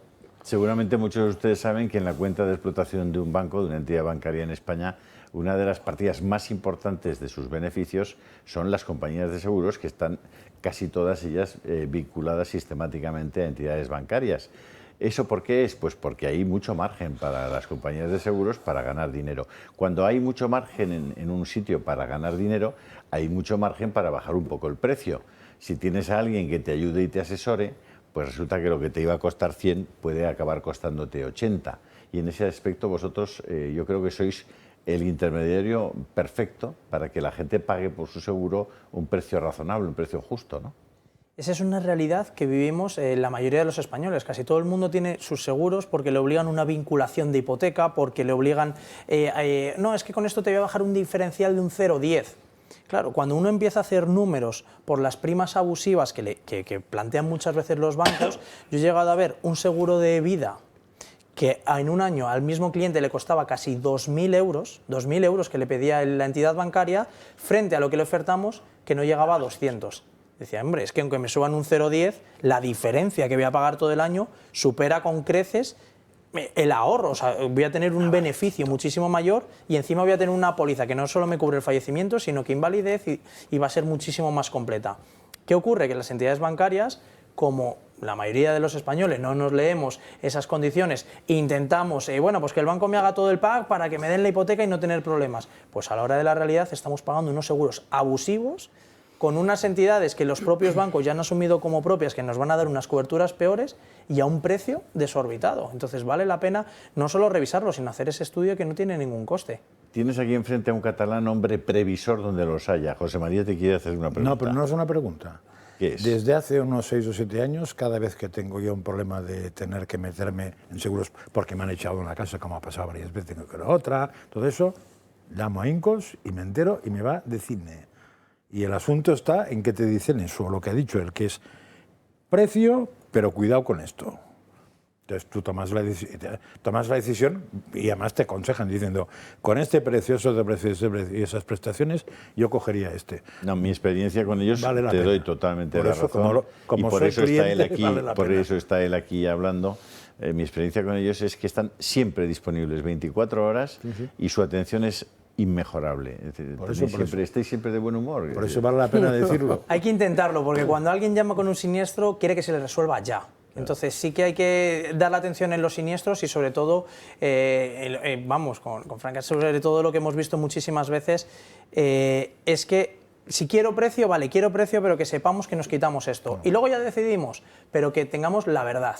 Y hablar con la verdad, que esta casa lo sabe muy bien, es importante. Y si vas con la verdad, pues al final cada vez son más clientes los que vienen. No perdemos, siempre vienen a más porque buen precio y las asesoras con la verdad. Entonces, Fernando, si llaman a ese 910326947, estáis a disposición de todo el mundo para ayudarles, darles información, asesorarles en todos los temas de seguros y hacer las pólizas. Así es, hay una plantilla amplia. Nos ha pasado en algún caso que si les ocurriera que no se les atiende en el momento, siempre está el buzón que va a redirigir y siempre devolvemos todas las llamadas, pero en el 80% de los casos siempre somos suficientes para poderlo atender. Cuando salimos aquí hay un aluvión y siempre nos ponemos al día. Entonces, que nos llamen al teléfono que les está apareciendo en pantalla, que les asesoraremos sin ningún coste y les daremos lo mejor de nosotros. Y de paso evitamos que si tenemos un robo en estos días, que dejamos las viviendas vacías, no estemos cubiertos, ¿no?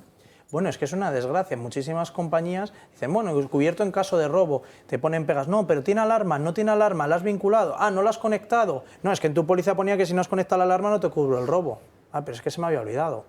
Es una desgracia. O sea, llegan hasta el punto de hilar tan fino que cuando ocurre el siniestro intentan escudarse en los pequeños detalles. Entonces, pues es dependiendo de la compañía, oye, tengo alarma, si no tengo alarma, que sepamos que si la vinculamos para que nos bajen este pedacito de seguro, la tenemos que tener siempre conectada. Entonces, volvemos a lo mismo, tener clara cada cobertura y tener el asesoramiento para saber cómo actuar. Y pues si soy más olvidadizo, pues no vincularé la alarma. Si soy una persona que soy metódica, pues me ahorraré ese dinero y la vincularé. Yo siempre recuerdo el detalle, porque aquí planteamos durante el COVID que, claro, la gente no pudo usar el coche durante una serie de meses, con lo cual había pagado un seguro, pero la ley le impedía utilizar el coche, por tanto el riesgo para la compañía de seguros que había cubierto eso era cero. Y entonces nos preguntamos, oye, supongo que saldrán las compañías de seguros e inmediatamente decir, tranquilos, que estos 4 meses, 8 meses... no os los vamos a cobrar. Bueno, la única compañía que dio ese paso fue Mapfre y nosotros les felicitamos públicamente por haber tenido esa seriedad. Honradez también. Y esa honradez en el comportamiento de la compañía. Sí, muchas gracias, Fernando. Muchas gracias. Muchas gracias. Y ahí tienen ustedes el teléfono para llamar a Fernando y a sus colegas y compañeros, y seguro que solo con esa llamada van a ahorrar el dinero suficiente para poder darse de alta en el Club de Amigos. Vamos, y más, durante una vida entera. Varios miembros. Toda la familia. Muchísimas gracias, feliz Navidad. Gracias, Julio. Muchas gracias, Fernando. Y seguimos con Milei, hemos visto este tercer corte. Vamos con el último, que hace referencia al tema del aborto, hablando de que efectivamente Javier Milei pisa todos los charcos posibles, y este es, además ya saben que es uno de nuestros charcos favoritos. You oppose abortion. Why? Bueno, porque como liberal, o sea, liberal libertario, claro, porque en inglés liberal es distinto, así que lo voy a decir como libertario. Nosotros creemos que el liberalismo es el respeto irrestricto del proyecto de vida del prójimo, basado en el principio de no agresión y en defensa del derecho a la vida, a la libertad y a la propiedad. Por lo tanto, adhiriendo a las ideas de la libertad, básicamente una de las ideas fundamentales es defender el derecho a la vida. O sea, filosóficamente estoy a favor de respetar el derecho a la vida. Después hay una justificación desde el plano de vista de las ciencias naturales, digamos, que es el hecho de que la vida comienza en el momento de la fecundación.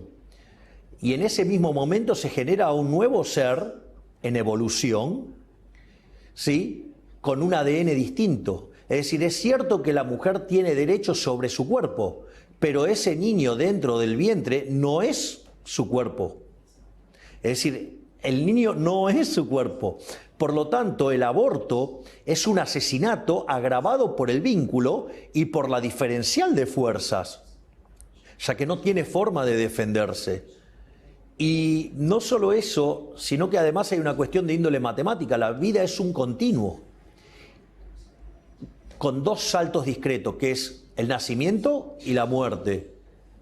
Y cualquier interrupción en el medio es un asesinato. So I would think you're a Catholic, you said, you're just defending really the Catholic life principle. The Pope, the current Pope, is from Argentina. I would think he would support you. He has instead criticized you, and you've called him a communist. Why the disconnect? Bueno, primero porque el Papa juega políticamente. Es decir, es un Papa donde tiene fuerte injerencia política. Ha demostrado además una gran afinidad con dictadores como Castro o como con Maduro. Es decir, está del lado de dictaduras sangrientas. Wait, I'm sorry, Raúl Castro's a murderer. Sí, y Fidel Castro también era otro asesino. But the Pope, you believe the Pope has an affinity for Raúl Castro? Sí, exacto. Sí, tiene afinidad por los comunistas asesinos. De hecho, no los condena. Es decir, es bastante condescendiente con ellos. Y es también condescendiente con la dictadura venezolana. Es decir, él es condescendiente con todos los de izquierdas, aun cuando sean verdaderos criminales, lo cual eso es un problema.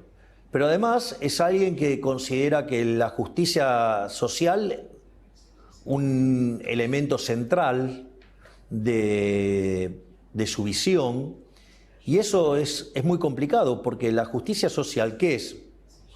Robarle el fruto de su trabajo a una persona y dárselo a otra. Entonces implica dos cosas. Una es un robo, y el problema es que el robo está en contra de lo que señalan los 10 mandamientos. Es decir, avalar la justicia social es avalar el robo. Por lo tanto, es un problema de que está violando los 10 mandamientos. El otro problema es que es un trato desigual frente a la ley. Y no me parece que sea algo justo, digamos, que algunos sean premiados y otros sean castigados desde una posición de poder como la que tiene el Estado, que tiene el monopolio de la violencia.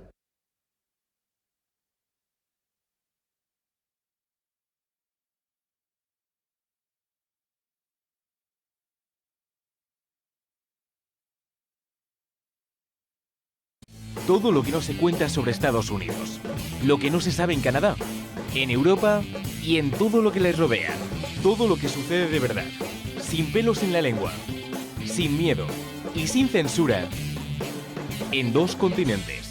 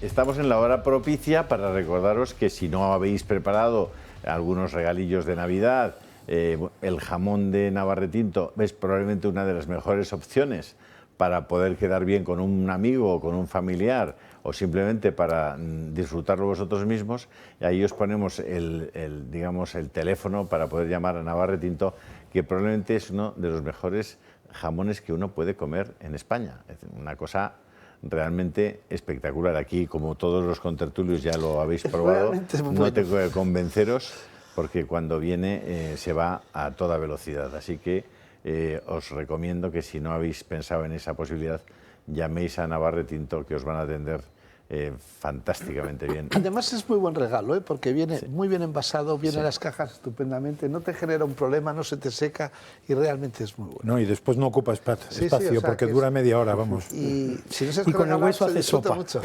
No sabéis cómo me estáis ayudando hoy con el tema de la promoción de este programa.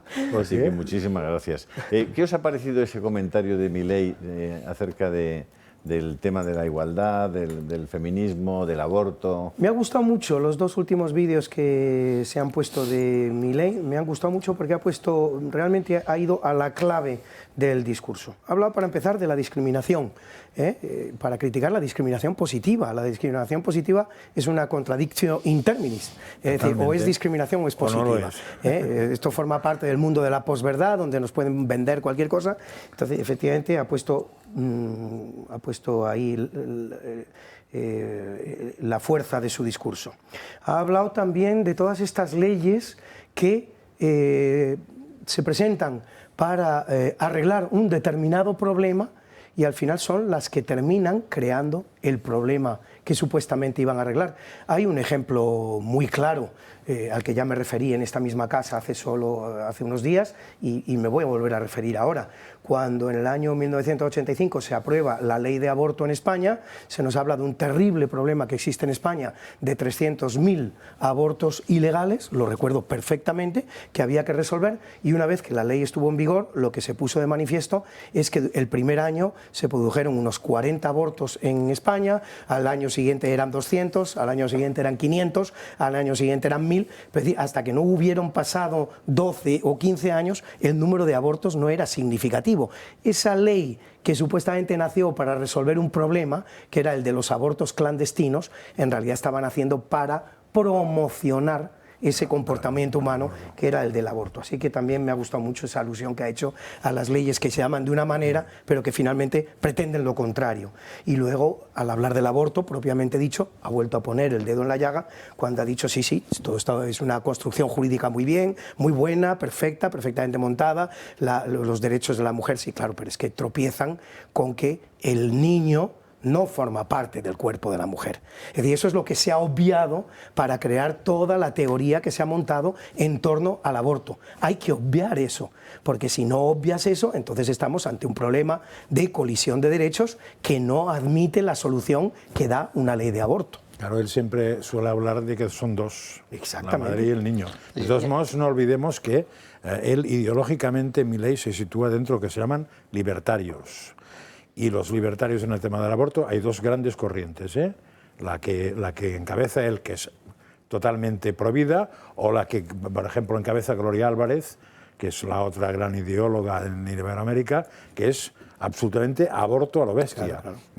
Bueno, porque no le pone tope, diríamos, no pone límite a la libertad de la madre. Y en cambio Milei dice, cuidado que aquí hay dos. Claro. Entonces si chocan, y además eso no sé, supongo que lo dice también, pero si no ya lo digo yo, si chocan dos derechos, habrá que proteger al del más indefenso. Claro. Que es lo que se ha hecho siempre en la civilización occidental moralmente vista. Fíjate, en la civilización hipocresía, de Esparta no lo sé. La hipocresía que existe en torno al aborto de los niños Down. Sí, claro, es claro. decir, solo un 5% de los niños Down superan ese obstáculo terrible que es el parto. Es decir, no llegan al parto. Ahora Perdona, que es el médico, no el parto.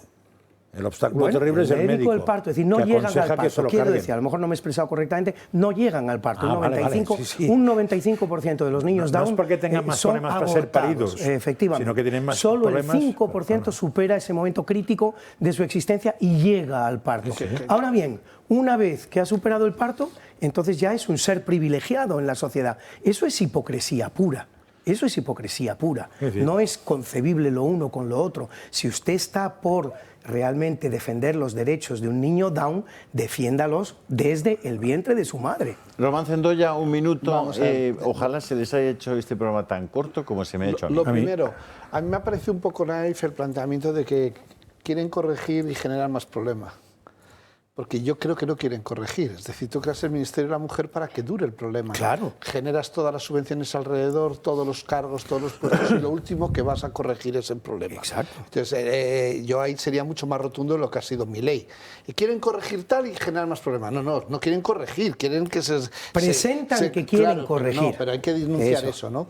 Y lo segundo, en el tema del aborto, bueno, no solo ya el tema de los dos individuos, sino que la viabilidad es un tema que era una justificación, y se ha visto que antes eran los 7 mesinos, casi no eran viables, los 5 mesinos, 6 mesinos, 4 mesinos, y se les acaba la excusa de la inviabilidad. Román Cendolla, Josep María Francás, Luis Antequera, ha sido un verdadero placer compartir con vosotros estos minutos de charla y de reflexión, y espero que nuestros espectadores también hayan, por lo menos, se hayan entretenido y les ayudemos a sentirse un poco más reforzados en sus propias ideas. Les dejo con un vídeo de probablemente las esculturas más bonitas que en la misma calle se han hecho en varios lugares del mundo.